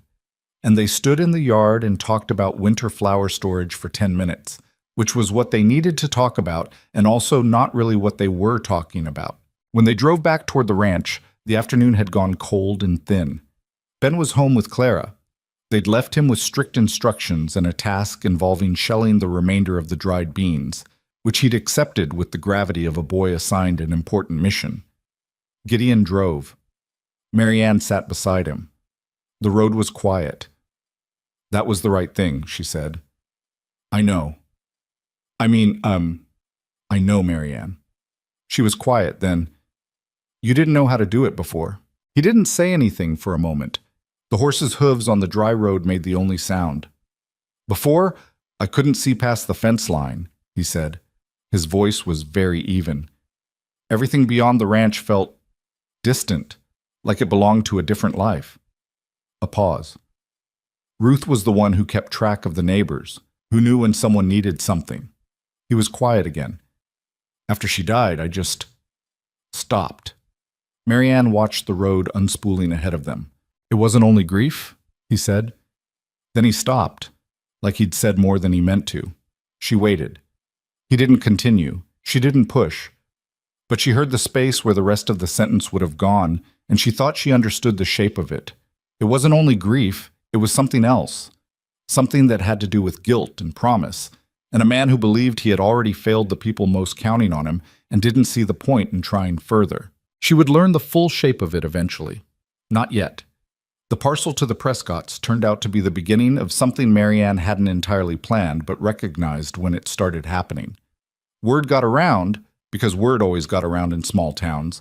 It traveled in the particular way of small town information, through wives in general stores and men talking at fence lines, that the Hart Ranch had spare food and that Marianne Voss had organized it. Within a week, she had 3 conversations at the general store with women she'd only nodded at before. Carver's wife, a solid woman named Edna, who ran the store's back office, stopped her on the way out one morning and asked, bluntly, whether she had any thoughts on the preserving situation in the valley. "What do you mean?" Marianne asked. "I mean, there are 6 families in this area who put up less than half what they needed this summer. Most of them don't have enough jars, or they have jars and don't have enough produce, or they have produce, and it's the wrong kind to put up alone." Edna folded her hands on the counter. "I'm thinking if we pooled what people have and spent 2 days at the church hall." "I'll come," Marianne said, "and I can ask the Harmons." Edna looked at her.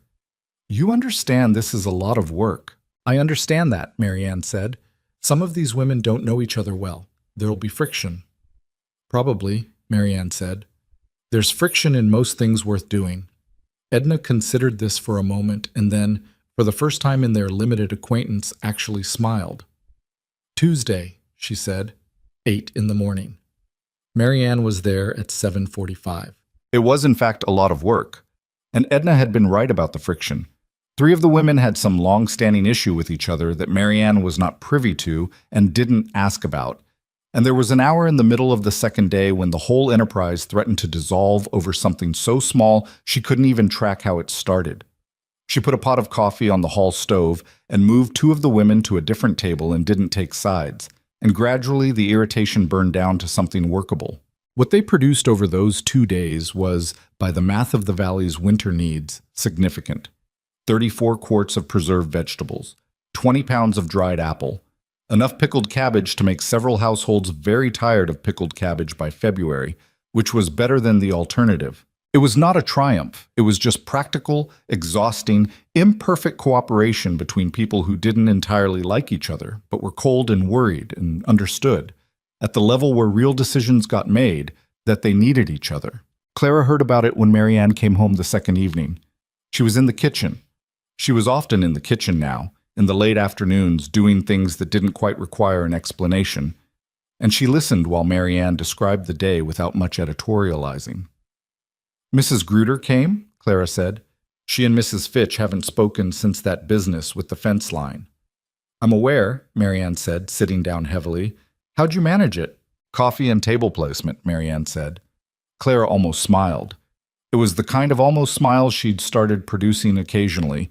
It arrived and vanished so fast you could convince yourself you'd imagined it, except that you hadn't. Mama would have found that funny, Clara said. Would she have? She always said the key to managing difficult women was geography. Clara picked up a knife and started cutting the onion Marianne had been intending to get to. Put them far enough apart and they behave. Marianne looked at the girl at the counter, cutting onions now without being asked or told, without needing anyone to show her the knife angle, and felt the complicated tightness in her chest that she'd stopped trying to name. Your mother was a smart woman, she said. The smartest person I knew, Clara said simply. She kept cutting. I used to think it wasn't fair that she knew so much, and then she stopped, set the knife down, picked it up again. I used to think it wasn't fair, she said again, because the first time she'd said it, she hadn't finished the thought, and she wasn't going to finish it this time either. It isn't, Marianne said. Clara looked at her.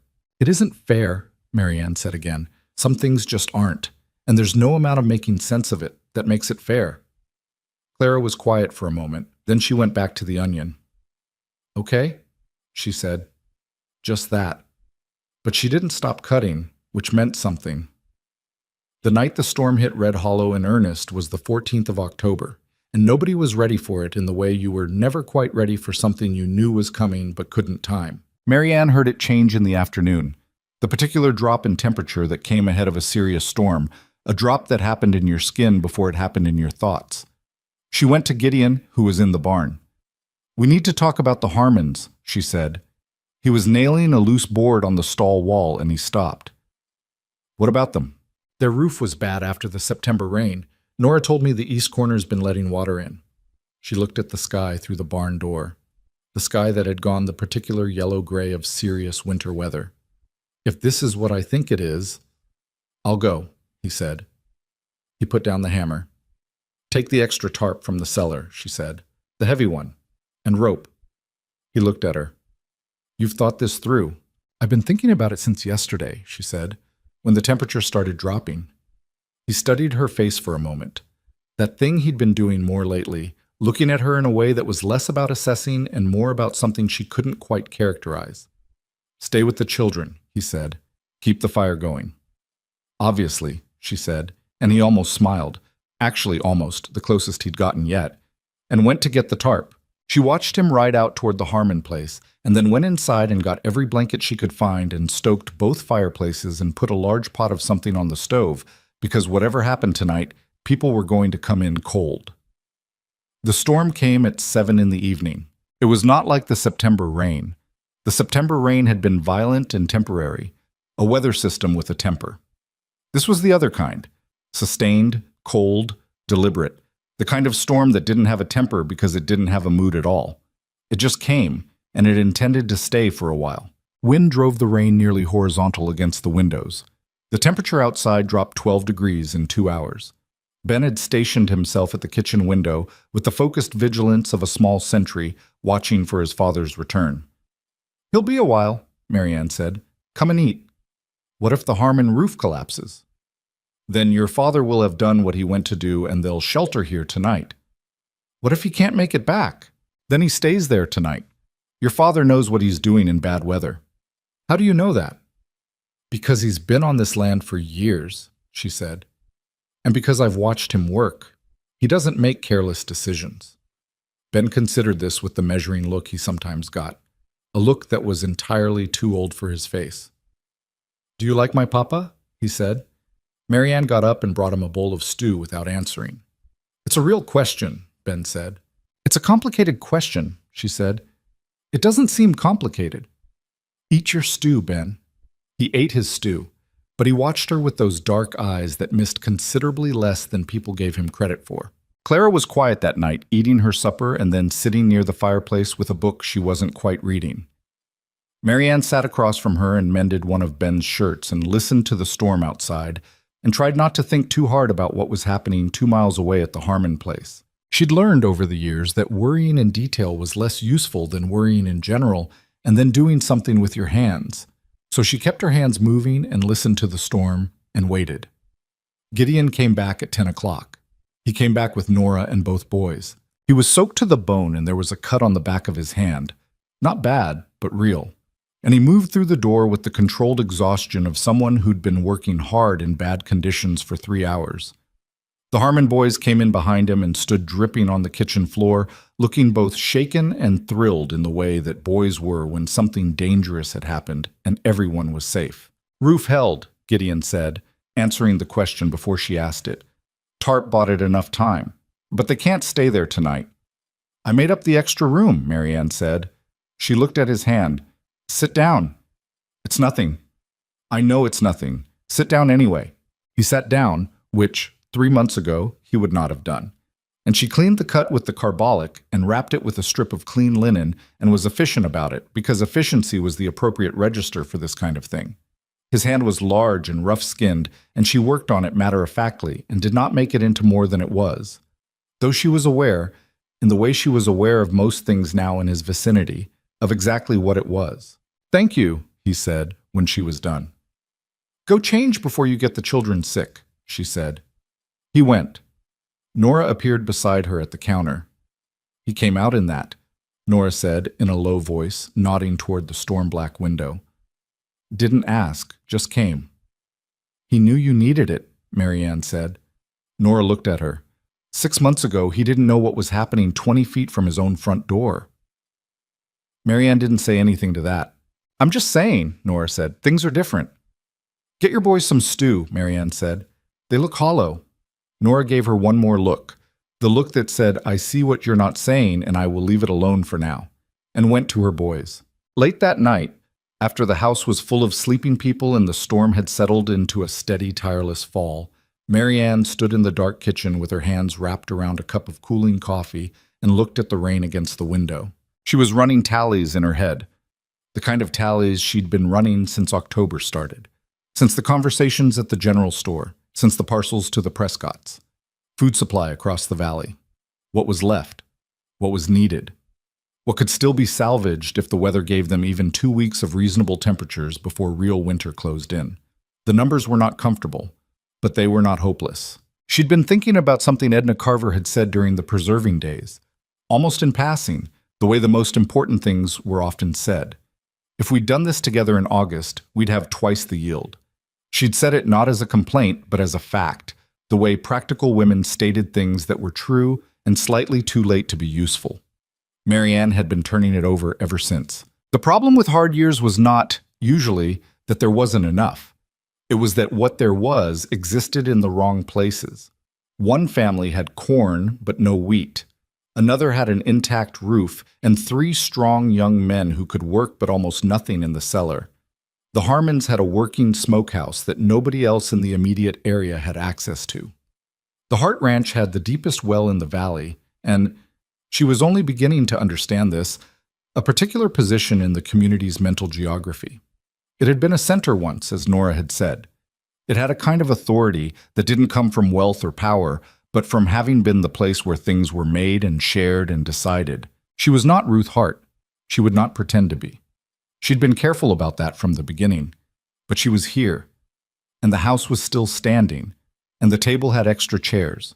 She set her cup down and looked out at the rain and thought about what it would mean to use what was here, all of it, the well and the smokehouse access and the geographical position and the slowly rebuilding fact of the Hart name, to actually organize the valley's remaining resources against the winter.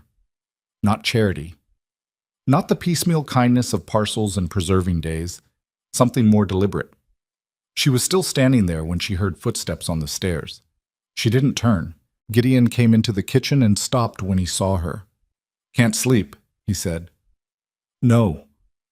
He came to stand beside her at the window, a careful distance, looking at the rain. "I've been thinking," she said.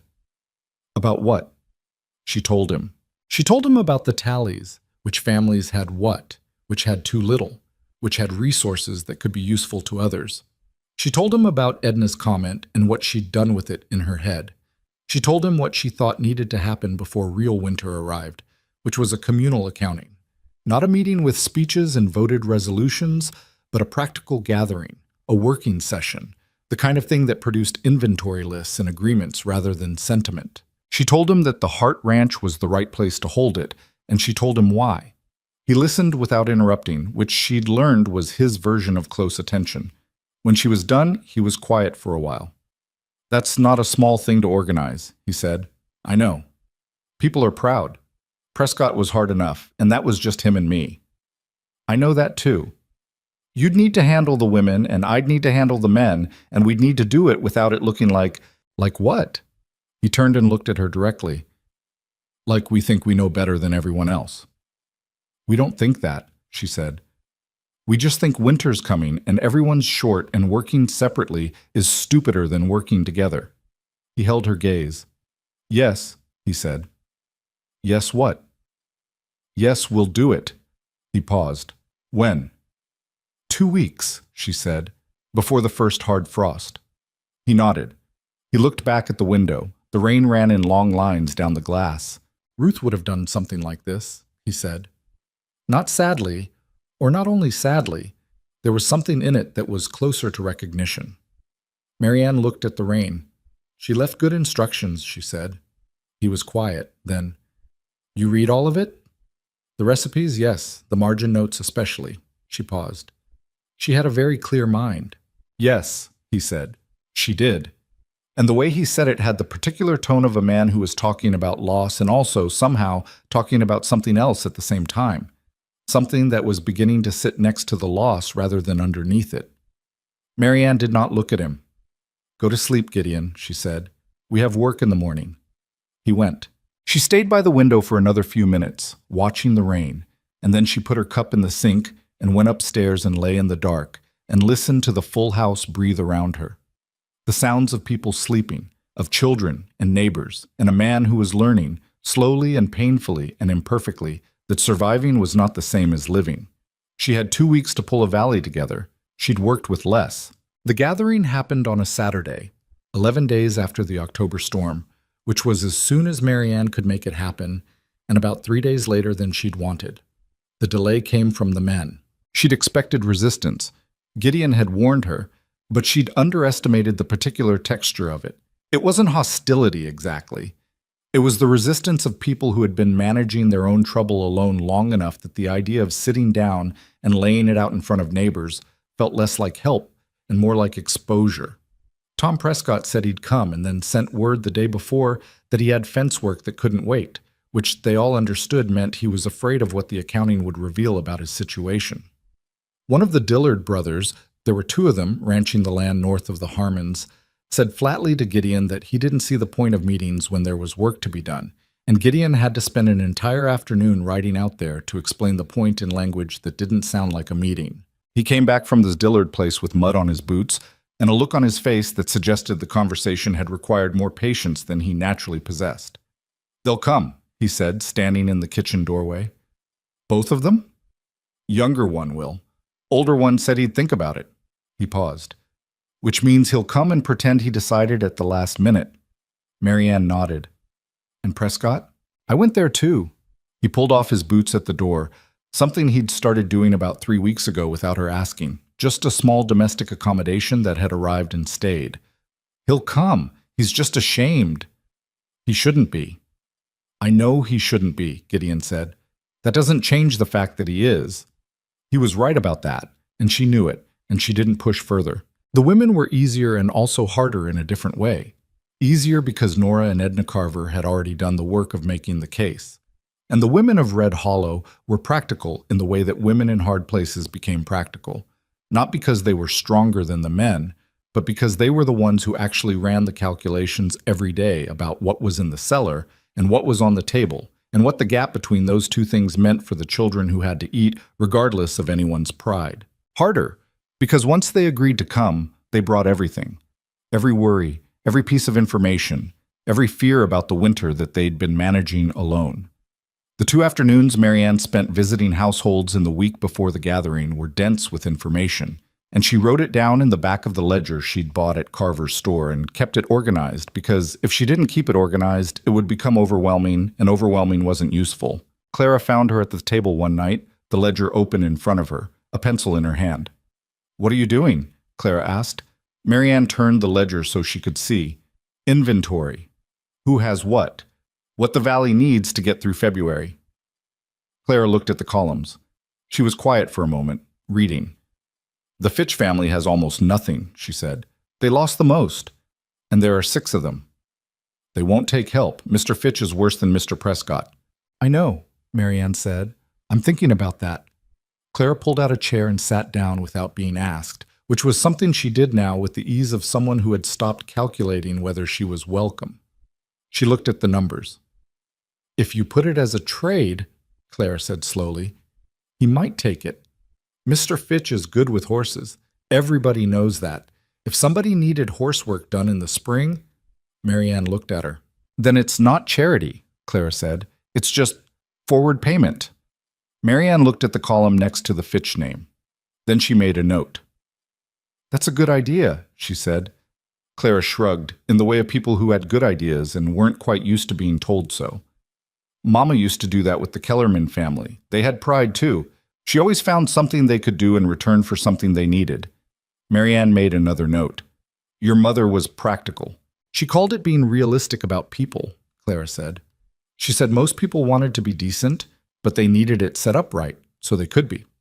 Marianne put down the pencil and looked at the girl across the table. This girl who had Ruth's dark hair and Gideon's gray eyes, and something entirely her own in the way she moved through the world, something careful and observant and quietly fierce. She taught you a lot, Marianne said. She didn't have enough time, Clara said. It was not said with self-pity, just with the clear-eyed honesty of someone who had been sitting with that fact long enough that it didn't destroy her to say it out loud. No, Marianne agreed. She didn't. But what she did teach you, it shows. Clara looked at the ledger and said nothing. But she didn't leave the table either. She sat there while Marianne worked through 2 more columns, occasionally asking a question or making a quiet observation. And it was the most natural thing in the world, the 2 of them at the table in the lamplight. And Marianne kept her face neutral and her pencil moving and felt the specific weight of something she couldn't name pressing steadily against the inside of her chest. The Saturday gathering was held in the main room of the Hart House, which meant moving the furniture and borrowing 4 chairs from the Harmons and 1 from old Mr. Carver, who brought it himself and stayed, which no one had explicitly invited him to do, but no one turned him away either. 11 adults came. The 2 Dillard brothers, Tom Prescott, who arrived last and stood near the door for the first 20 minutes like a man keeping his options open, Nora Harmon, Edna Carver, 3 other women from households further out, a man named Walt Fisher, who ran the small mill at the edge of town, and a younger couple, the Reeds, who had come to Red Hollow just the previous spring and were therefore experiencing their first Kansas winter with the terrified determination of people who hadn't yet learned what they didn't know. Gideon opened it. He stood at the front of the room with his arms at his sides and said, without preamble, "We're here because the valley's short. Everyone knows it. We're not here to talk about blame or bad luck. We're here to figure out what we have and what we need and what we can do about the gap. He paused. Marianne has numbers. He sat down. Several people looked at Marianne. She stood up. She had spent 2 days preparing what she said, and then spent one more day cutting it down to the most essential version of it, because she understood that the men in this room, the Prescotts and the Dillards and the Fitch, who had not come but whose situation she needed to address, would hear a long presentation as an imposition and a short one as respect. So she was short. She laid out the inventory, family by family, without naming shame or assigning fault, just presenting the column of numbers alongside the column of what a household needed to last to March. The gap, when she put it that way, was clear. And then she talked about what could close it. The Harmon Smokehouse, capable of handling meat from 3 households if they shared the labor. The Hart Well, already being shared with the Harmons, available to anyone who needed it through the winter. The mill, Walt Fisher had been running at half capacity because of the drought. But if families brought him what they had, and he processed it together in larger batches, the efficiency gain was significant. The Fitch situation, she didn't name it as charity. She named it as a trade, the horsework in spring, and she heard the slight shift in the room's energy when she did it, the way a solution that preserved dignity landed differently than one that didn't. She talked for 12 minutes. When she sat down, the room was quiet for a moment that felt longer than it was. Then Walt Fisher said, "The smokehouse plan makes sense. I'd want to know the schedule." And that was all it took. It wasn't smooth after that. Tom Prescott argued about the trade arrangement, not because he was against it, but because arguing was how he processed things. The older Dillard brother said something dismissive early on, and Nora Harmon cut him off with 3 words delivered so precisely that he didn't try again. There were 2 moments where the whole thing threatened to become a debate about old grievances that had nothing to do with winter food supplies. And both times Gideon stepped in with the flat, factual authority of a man who was not going to let the conversation go somewhere unproductive. And both times it worked. By the end of 2 hours, they had a plan. Not a perfect plan. A real one, with friction built into it, and personalities to manage, and at least 2 elements that Marianne privately thought might fall apart before January. But a plan that was better than what had existed before, which was 11 families each trying to outlast the winter alone. When people were filing out, Tom Prescott stopped near the door. He looked at Gideon. "Good thing," he said. That was all. Gideon nodded once. Prescott left. The older Dillard brother, on his way past, looked at Marianne with the expression of a man who had been unexpectedly shown something useful by someone he'd underestimated. "Good numbers," he said gruffly. "Thank you," she said. He left. Nora was the last to go, and she stood in the doorway for a moment and looked at Marianne with an expression that contained approximately everything she wasn't going to say. "Tuesday," Nora said. "First smokehouse day. I'll need you at 7. "I'll be there at 6:45, Marianne said. Nora squeezed her hand once, briefly, and went. The house went quiet. Ben was already in bed. He'd been put up early, with protests because the gathering required adult space. Clara was upstairs. Marianne stood in the front room that still had the borrowed chairs in it and the particular atmosphere of a space where something had happened. And she felt the specific exhaustion of the kind of work that ran on nerve and attention rather than muscle. She heard Gideon behind her. "You need to sit down," he said. "I'm fine. You've been on your feet since 5 this morning." She turned around. He was standing in the middle of the room with a look on his face that she'd been seeing more of lately. The one that was trying to be just practical and wasn't quite succeeding. "I'll help you move the chairs back tomorrow," she said. "I'll do the chairs," he said. "Sit down, Marianne." She sat down. He brought her a cup of coffee, not asked for, just brought, and sat in the chair across from her, and for a while neither of them said anything. The fire had burned low and the room had the amber, settling quality of a late evening in a house where the work was done. "It went well," he said. "Parts of it. The important parts." She held the cup with both hands and let the warmth into her palms. "Prescott will be the weak link." He agreed, but he's still ashamed of his situation. He might pull back when it comes to actually doing the smokehouse. "I'll talk to him." "Don't make it about pity." "I know not to make it about pity," he said, with a slight edge that wasn't quite irritation. It was the edge of someone who felt he'd earned enough credit by now to be trusted on a basic point. She looked at him. "I know you do," she said. "I'm just thinking out loud." He looked at the fire. "That's what Ruth used to do," he said. "Think out loud. I'd forget sometimes that she wasn't asking me to fix anything. She was just working it through." Marianne was quiet. "I used to interrupt," he said. "Tell her what I thought she should do about whatever she was thinking about. She hated that." Something almost like a rueful expression moved across his face. "She told me once that the most useless thing a person could do was offer solutions to problems that hadn't finished being described yet." "She was right," Marianne said. "I know she was." He paused. "I'm better at it now, listening." He looked at her. She'd probably find that funny, that I learned it after. The fire popped. Outside, the wind moved through something. A loose board on the barn, or the fence, with a low, rhythmic sound. "Gideon," Marianne said. "What?" She'd been carrying something for weeks now. Not a question exactly, more a shape in the air between them that she'd been careful not to press against directly. But the room was quiet and the house was still, and she was tired in a way that made carefulness feel like more effort than honesty. "What did you mean," she said, "that night on the wagon, when you said it wasn't only grief?" He was very still. She waited. He looked at the fire for a long time. When he spoke, his voice was even, but it had the quality of something being moved that hadn't moved in a while. "Before Ruth died," he said. "When we knew. When the doctor had been, and we understood what was happening." He paused. "She asked me to promise her something." Marianne didn't speak. "She asked me to promise I'd keep the children safe, keep the ranch, keep going." He pressed his hands together, leaning forward with his elbows on his knees. "She made me say it out loud. She was very specific about it. She wanted to hear the words." "And you promised?" "Yes." His jaw tightened. "And then she died in March, and by April Ben had lost 8 pounds, and Clara had stopped talking, and I hadn't planted the south field, and the roof over the kitchen was leaking, and I—" He stopped. He was quiet for so long that Marianne thought he might not continue. "I had promised her," he said. "I had said the words, and I couldn't do it. I couldn't do the one thing she needed me to do." His voice had not broken. It was still flat, still controlled.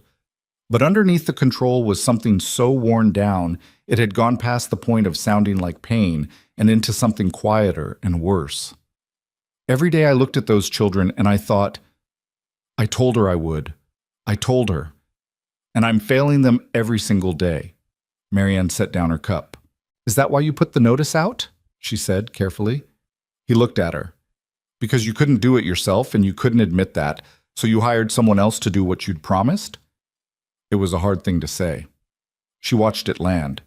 His jaw worked. "That's one way to put it. Is it wrong?" A long pause. "No," he said. "It's not wrong." Marianne leaned forward. Not to touch him, she didn't do that, just to close the distance slightly. "Listen to me," she said. "Clara is cooking. She asked me to stay. Ben told me 3 days ago that this is his favorite winter, which is the most heartbreaking and hopeful thing I've ever heard a child say. Your well is keeping 3 households going. Your table just held 11 people who made a plan that might get this valley through to spring." She paused. "What does failing look like, Gideon? Because I'm looking at this house and I'm not seeing it." He looked at her. The gray eyes were not flat.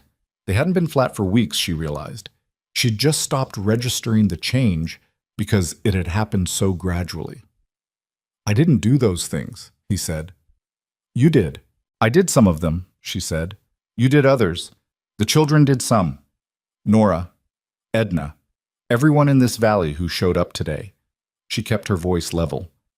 "When you made that promise to Ruth, she wasn't asking you to do it alone. She was asking you to make sure it got done." He stared at her. "It's getting done," she said. The fire had gone to embers. The wind outside had settled. Gideon put his face in his hands. Not dramatically, not weeping, just the gesture of a man releasing something that had been held at great cost for a very long time. He sat that way for maybe 30 seconds. Then he took his hands down and looked at the ceiling and exhaled. He didn't say anything. She didn't ask him to. After a while, he stood up, and picked up both cups and took them to the kitchen, and she heard him at the pump, and then his footsteps on the stairs, slow and deliberate, going up. She sat alone in the ember-lit room for a while. She wasn't sure what she felt. She wasn't sure she was going to let herself find out yet. There was still so much work to do, and she had learned over the years that the surest way to ruin something growing was to examine it too closely before it had the strength to hold up to examination. She banked the fire and went upstairs. The following weeks had a different quality than anything that had come before them. Not easier exactly, but cleaner, more honest. The kind of days that came after something that had needed to be said finally got said, even imperfectly, even incompletely. The smokehouse arrangement started on the Tuesday Nora had specified. It was cold, dirty, difficult work that required more coordination than the plan had accounted for, and produced at least one heated argument between Nora and the older Dillard brother about the proper temperature for a curing fire, which Marianne stayed out of, on the grounds that Nora was right and would win without her assistance. She was right. She won. The Fitch arrangement, the horsework trade, came together in a way that suggested Clara had been exactly correct about the approach. When Gideon had ridden out to the Fitch place and proposed it, he'd framed it as the ranch needing help come spring, which was true and also generous enough in its framing that Howard Fitch could accept it without feeling managed. He'd come to the smokehouse day the following week, worked all morning without speaking much, and left with his share of the meat without making it into anything more than a transaction, which meant it would likely happen again. Tom Prescott did pull back slightly, as Marianne had predicted. He skipped the second coordination meeting with some excuse about the weather. Gideon rode out and talked to him, and she didn't ask what was said, and Prescott showed up at the third meeting and was, if not transformed, at least present and functional. Clara and Dottie Prescott began talking again. Marianne noticed it first from the kitchen window. Dottie had come by on some errand her mother had invented, probably, and Clara had come out onto the porch, and the two of them had stood there for a while in the careful way of girls who had been separated by circumstances neither of them controlled and weren't quite sure how to get back to where they'd been. She watched them from the window and didn't go outside. After maybe 10 minutes, she saw Clara say something and gesture toward the barn, and the two girls disappeared around the corner, and that was that. She went back to what she was doing. When Clara came in for supper that evening, she said, without preamble, "Dottie wants to know if she can come for the smokehouse day on Saturday." "Tell her to ask her mother," Marianne said. "But I don't see why not." Clara nodded, started to leave, stopped. "Marianne?" She turned. Clara was standing in the kitchen doorway with one hand on the frame and the gray eyes that looked like her father's but had something in them that was entirely her own. "I know you're going to stay," Clara said. Marianne looked at her steadily. "You don't have to say anything about it," Clara said. "I just wanted you to know that I know." She paused. "And that it's—" The chin came up slightly. "It's all right. With me." Marianne stood very still. "I mean, I want you to," Clara said, with the slightly strangled tone of someone forcing themselves to say a thing completely. "I'm not just saying it's all right like I'm being polite. I actually want you to stay." The chin came up another fraction of an inch, as if bracing for something. "I thought you should know that."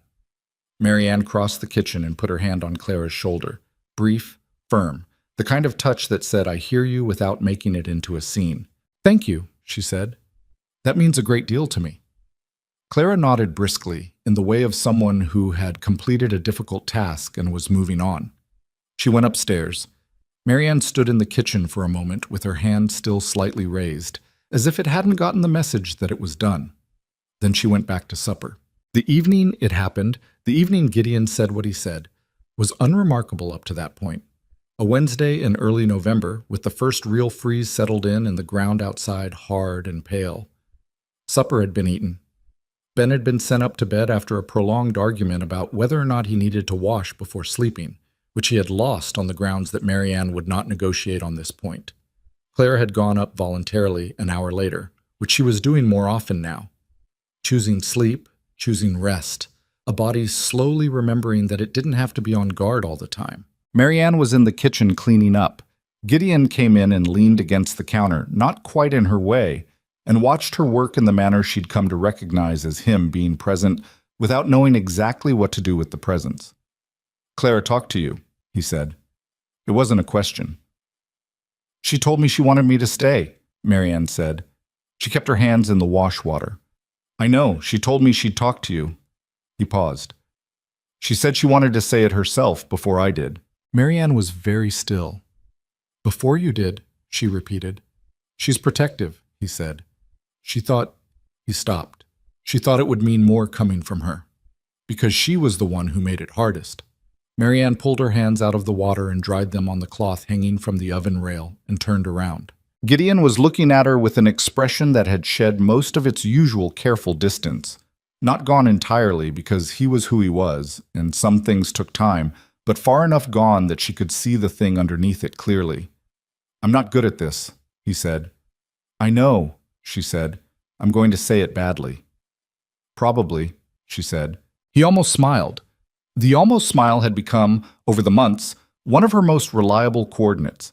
She could measure how things stood by how close it got to actually arriving. I don't want you to stay because of the children, he said. I mean, I want that. The children need you, but that's not what I'm saying. He paused. He had his hands at his sides and he was standing very straight in the way he stood when he was working at something difficult. I want you to stay because He stopped again. He was quiet for long enough that she thought he'd changed his mind. I want you to stay because this house is different when you're in it, he said finally. Not because you cook or because you manage things, though you do both, but because when I come in at the end of the day, I think about... He stopped, started over. There's a difference between a house that's running and a house that has someone in it who you want to come home to. I forgot that difference existed. He looked at her directly. I don't want to forget it again. The kitchen was quiet. Outside the window, the frozen ground held the moonlight in a thin silver sheen. Marianne looked at this man, at the lines around his eyes that grief had put there, at the rough, careful hands, at the jaw that was set even now out of habit, and she felt the things she'd been not examining for months rise up with the patience of something that had been waiting and was done waiting. I came here with a letter in a worn-out bag, she said. I had no intention of... She stopped. Tried again. I was careful. I was careful because I know what happens when a woman in my situation isn't careful. I know, he said. I'm still careful, she said. About some things. I know that too. She looked at him for a long moment. Ask me to stay, she said. Not because the children need it. Not because the house needs it. Ask me for yourself. He held her gaze without flinching. Stay, he said. Marianne, stay. The fire in the stove made its small sounds. The house settled around them the way old houses did, the slow conversation of timber and cold. All right, she said. It was not the end of the hard things. She knew that. She'd always known that, from the moment she walked up that lane with her bag on her shoulder and saw the house with its peeling paint and its missing shutter and the child's boot by the fence post. Life in Red Hollow was not going to become simple or painless because two people had said honest things to each other in a kitchen on a Wednesday night in November. But she had said yes, and she had meant it. And somewhere upstairs, Clara was asleep, and Ben was asleep, and the smokehouse was full of meat enough to last the valley to spring, and the table had extra chairs, and outside the frozen ground was holding the moonlight, and it was enough. For now, it was entirely enough. Winter came down hard on Red Hollow in December, the way Kansas winters did, without apology and without much warning beyond what the animals already knew. The ground froze solid by the second week. The creek stopped moving. The mornings were the kind of dark and cold that made getting out of bed feel like a small act of courage, and the evenings came so early that by 4 o'clock the light was already going amber and thin across the fields. But the valley did not break. It bent. Some days it bent considerably, but it held.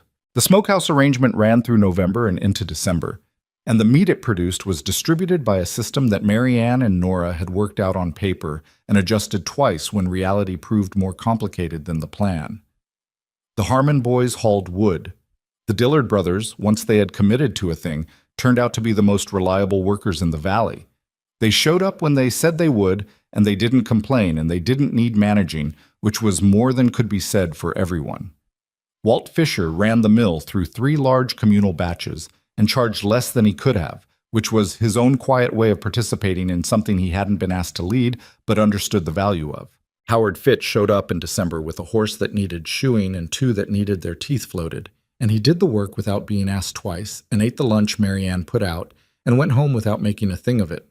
His wife, a thin woman named Agnes, whom Marianne had met only briefly at the gathering, sent back a jar of something preserved. She wasn't sure what. The label was smudged. And a note that said simply, "Thank you for the winter." 3 words. Marianne kept the note in the back of the ledger. Tom Prescott remained Tom Prescott. He participated when he participated and pulled back when something in him needed to pull back. And Gideon rode out there every 2 or 3 weeks on no particular pretext and stayed an hour and came back without reporting much about what was said. Whatever those conversations were, they held Prescott in the arrangement through January, which was the critical month, the month when the Valley's stores were lowest and the winter still had weeks left in it. Marianne did not manage all of this alone, and she was careful not to let anyone believe she did. She was the one who kept the ledger and tracked the inventory and noticed when something was about to go wrong before it went wrong, but that was a specific kind of work, the background arithmetic of collective survival. And it was not the same as the work Gideon did, or Nora, or the women who showed up to the smokehouse days in the cold and worked until their hands ached. She'd learned, somewhere in Ohio or Missouri, that the people who thought they were holding everything together were usually just the ones who could see all the pieces. The actual holding was distributed. It was in every person who showed up when they said they would.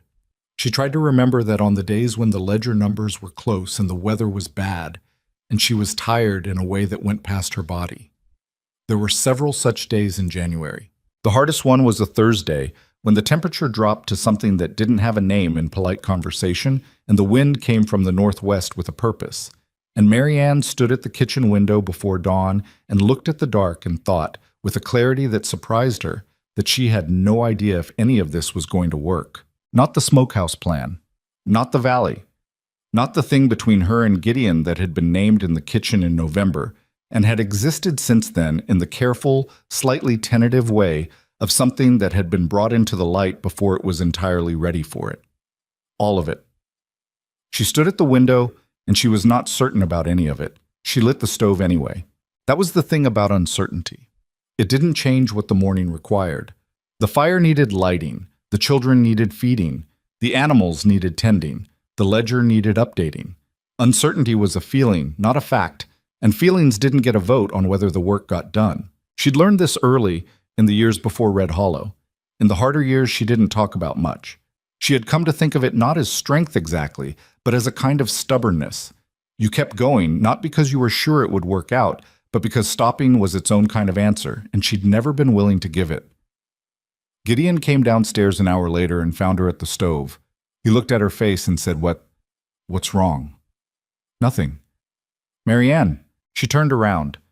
He was standing in the kitchen in his work clothes, his hair not yet sorted, looking at her with the directness he'd been using more since November.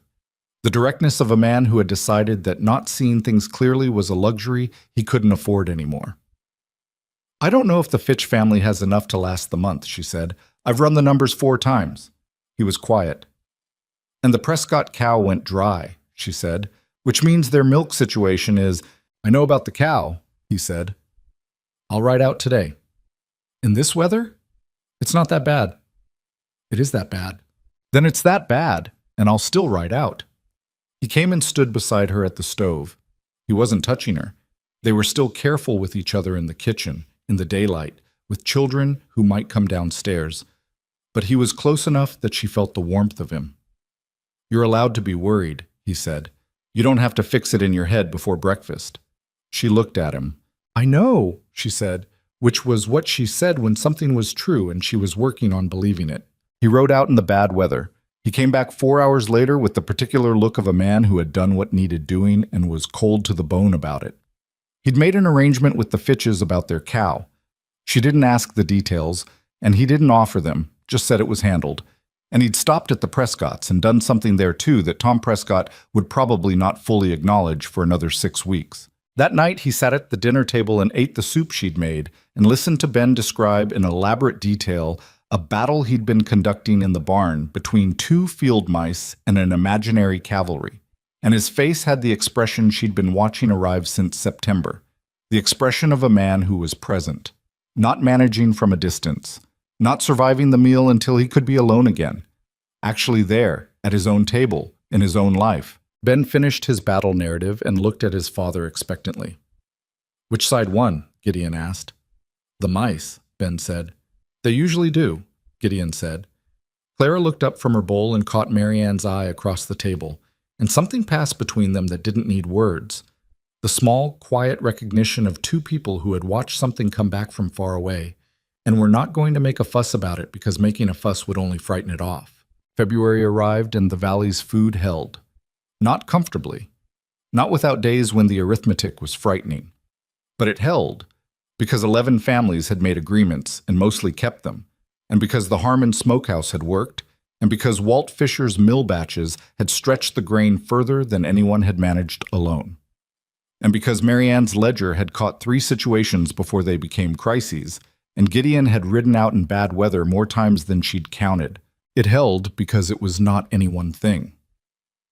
That was the part she kept coming back to, in the quiet moments of February when the worst seemed to be passing. It was not any single heroic act. It was dozens of ordinary acts done consistently by people who were tired and proud and sometimes difficult and had chosen, anyway, to show up. The first genuinely warm day came in early March.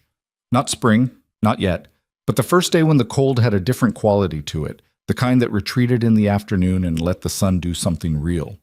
Marianne was in the garden, turning over the frozen solid earth that wasn't quite ready to be turned but needed the attention anyway, when she heard the gate. She turned. Clara was coming across the yard with her coat open and Dottie Prescott beside her, the two of them talking with the ease of girls who had found their way back to each other. Behind them, at a slight distance, Ben was running in the purposeless, full-speed way of 7-year-old boys in the first warmth of the year, going nowhere specific at considerable speed. Marianne stood with her spade and watched them cross the yard. She thought about a morning in July. It felt like a different life, though it was only 8 months ago. Standing at the kitchen window of a house that smelled like closed rooms and unmade meals, looking at a child's single boot by the fence post. She thought about the flat-eyed man in the doorway and the 2 thin children on the stairs.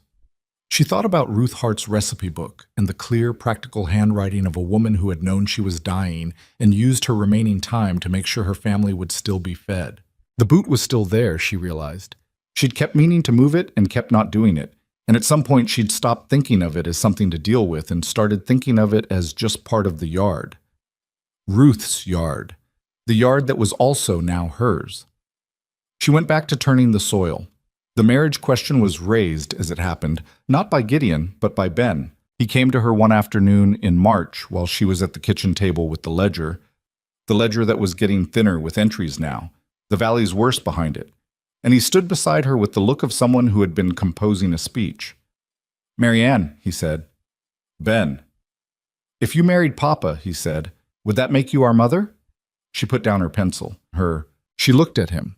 This boy who had grown, she thought, an inch since July, who was 7 now, with the same dark, serious eyes, and the same tendency to ask questions that adults were still trying to answer.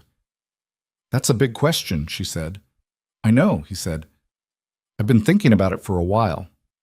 "What made you think about it?" He considered. "Dottie said her mother said you and Papa were going to get married, and I wanted to know what that would mean." He paused. "For me and Clara." Marianne folded her hands on the table. "It would mean I'd be your stepmother," she said honestly. "Which is different from a mother. Your mother was Ruth. That doesn't change." Ben thought about this with the thoroughness he applied to most things. "But you'd be here," he said, "all the time, not just because of the letter." "Yes," she said. "I'd be here because I chose to be, because I want to be." "That's what I thought," Ben said, with the satisfaction of someone whose hypothesis had been confirmed. "I think that's better, actually, if you choose it." He went back outside. Marianne sat at the table for a moment and then picked up her pencil and went back to the ledger. But her hand was not quite steady, and she had to wait a minute before the numbers made sense. Gideon asked her on a Sunday in late March. Not with ceremony. She wouldn't have wanted ceremony, and he wasn't the kind of man who did things with ceremony. They were on the porch in the late afternoon sun, the first real warmth of the season, sitting in the 2 chairs that had somehow migrated from the kitchen to the porch sometime in February, and had not migrated back. The yard was still winter pale, but there was something in the air that had changed, some quality of the light that said the ground was thinking about thawing. He said, "I want to ask you something." She said, "I know." He looked at her. "Ben told you." "Ben didn't tell me anything. She paused. "I know you." He was quiet for a moment, looking at the yard. Then he looked at her. "I can't promise it'll be easy," he said. "This place, these children, Claire has years of heart ahead of her still, and Ben is—" He stopped. "I'm not an easy man." "I know that," she said. "I'm better than I was," he said, "but I'm not. I'm still going to get it wrong sometimes. I'm going to go quiet when I should talk and go too far when I should stay back and—" "Gideon," she said. He stopped. "I'm not easy either," she said. "I have habits from years of managing alone that are going to drive you to distraction. I'm going to run numbers in my head when you're trying to talk to me. I'm going to solve problems before you finish describing them, and I know you hate that." He made a sound that was halfway to a laugh. It arrived this time, actually arrived, the real thing, brief and rough and entirely unperformed, and she felt it somewhere in her chest like a door opening. "Yes or no," he said when the moment had passed. "That's all I need." She looked at the yard, at the pale winter ground that was getting ready, slowly, to become something else. At the fence post where the child's boot had sat since before she'd arrived and was sitting still. She would move it this spring. She'd made her peace with it being there through the winter, but spring was the right time. Not to forget it, but to put it somewhere it could be kept properly. Inside, maybe. On the shelf in the hallway where the photographs were. A different kind of keeping. "Yes," she said. He reached over and put his hand over hers on the armrest. Not a romantic gesture, just a solid, real, deliberate contact between two people who had earned each other through a very long and difficult fall and winter. And they sat that way for a while in the first real warmth of the year. The wedding was in April. It was not a large affair. Nora and her boys came. The Prescotts came, which meant something. Old Mr. Carver came and stood in the back and said nothing, but was clearly moved by something, though he would have denied it under oath. Edna Fisher.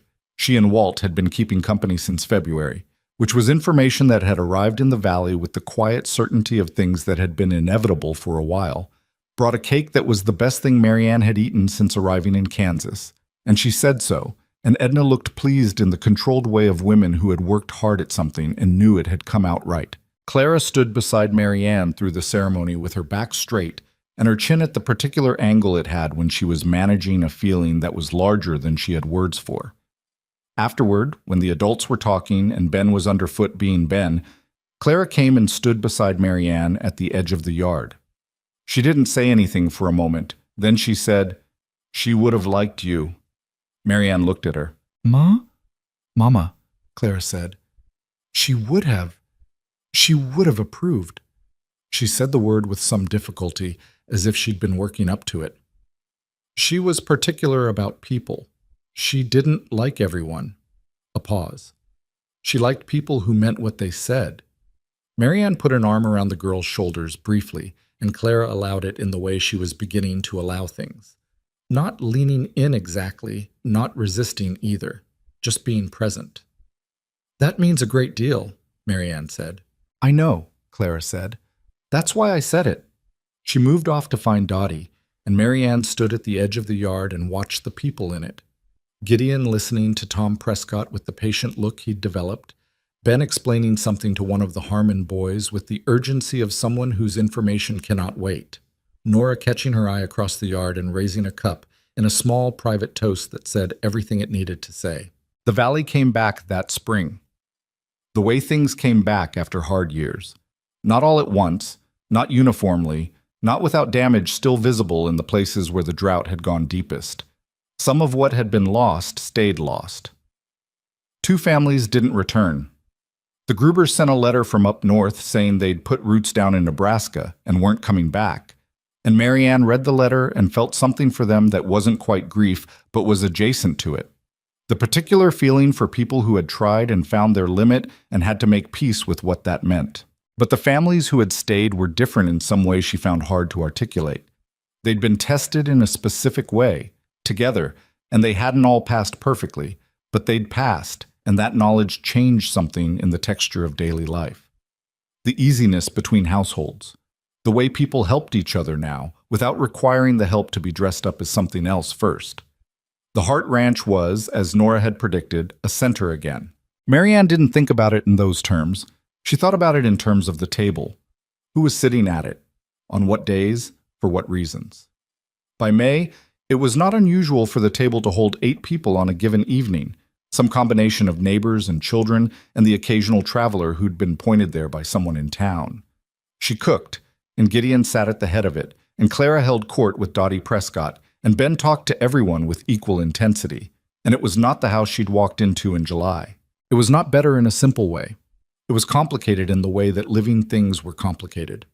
Clara still had hard days, days when she went quiet and Marianne left her alone and later found her sitting on the floor of the upstairs hall near the door to the room that had been Ruth's, just sitting. And those days happened less often, but they still happened. Gideon still went too quiet sometimes when something was wrong, still had to be drawn out rather than met, still occasionally made decisions alone that should have been made together and acknowledged it only afterward with a look that said, "I know," and meant, "I'm working on it." Marianne still ran numbers in her head at the wrong moments, still found it hard to ask for things, still had days when she reached for the detachment she'd carried for years like a tool, and found, somewhat to her own surprise, that she didn't need it as much anymore and wasn't sure what to do with her hands. You didn't heal from a hard year the way a bone healed, clean and complete and stronger at the break. You carried it differently. You learned, slowly, what to put down and what to keep. One evening in June, a year almost to the month from when Marianne had stepped off the train, she was sitting on the porch steps in the long light of early summer when Ben came and sat beside her. He was 7.5 now, which he considered significantly different from 7. He had Ruth's book of pressed flowers that Clara had found in the bedroom and given him because he had a naturalist's interest in things that grew, and he was going through it with the focused attention he gave to anything he truly loved. He pointed to a pressed flower near the back of the book, a wild prairie aster, pale purple. "Do you know what this one is?" he asked. She looked at it. "Prairie aster," she said. "They come up in fall. After hard summers, sometimes they're the first thing." Ben looked at the flower for a long moment. "Mama put it in here," he said. Not sadly, just as a fact about the world. "She did," Marianne said. He closed the book and held it on his lap and leaned, very slightly, against her arm in the way he did sometimes without seeming to notice he was doing it. The yard was warm. The fence was fixed, had been fixed since March, all of it, every post and wire line. The garden was coming in green and actual this year, not the desperate stripped-down version of last summer, but a real garden, with more in it than there would be mouths to eat. The well was full. The barn roof was solid. The split oak tree at the end of the lane was putting out leaves in the extravagant way it did in good years, the kind of growth that looked like a living thing that had decided to make a point. Marianne sat on the porch, with Ben leaning against her arm, and Ruth's book of flowers between them, and she thought about the woman on the train in July, the woman with the worn canvas bag and the letter and the specific kind of tired that came from moving through the world mostly alone. She had not come to Red Hollow expecting anything except work. She had not come expecting a man to see her, or children to claim her, or a community to organize itself around a table she was feeding. She had not come expecting to stay. But here was the thing she'd learned in this place, in this hard and particular year. The life you made deliberately, out of necessity and stubbornness and the daily choice to show up. That life turned out to matter in ways the life you planned for never quite did. You could not plan for a child handing you a recipe book. You could not plan for 2 people sitting in the dark listening to rain and saying true things to each other. You could not plan for a valley that held. You could only keep going when it was hard and pay attention when it mattered, and not walk away when walking away would have been easier. She had not walked away. Ben turned another page of the flower book, studying something small and yellow with total concentration. Inside the house, she could hear Clara moving around in the kitchen, and the sound of Gideon's boots on the stairs, and the familiar knock of the loose board on the second step that nobody had gotten around to fixing, and that she'd started to think of as the house's voice. The sound of a place that was occupied, that was lived in, that had people in it who came home. The evening light went long and gold across the yard. She stayed on the porch until the stars came out.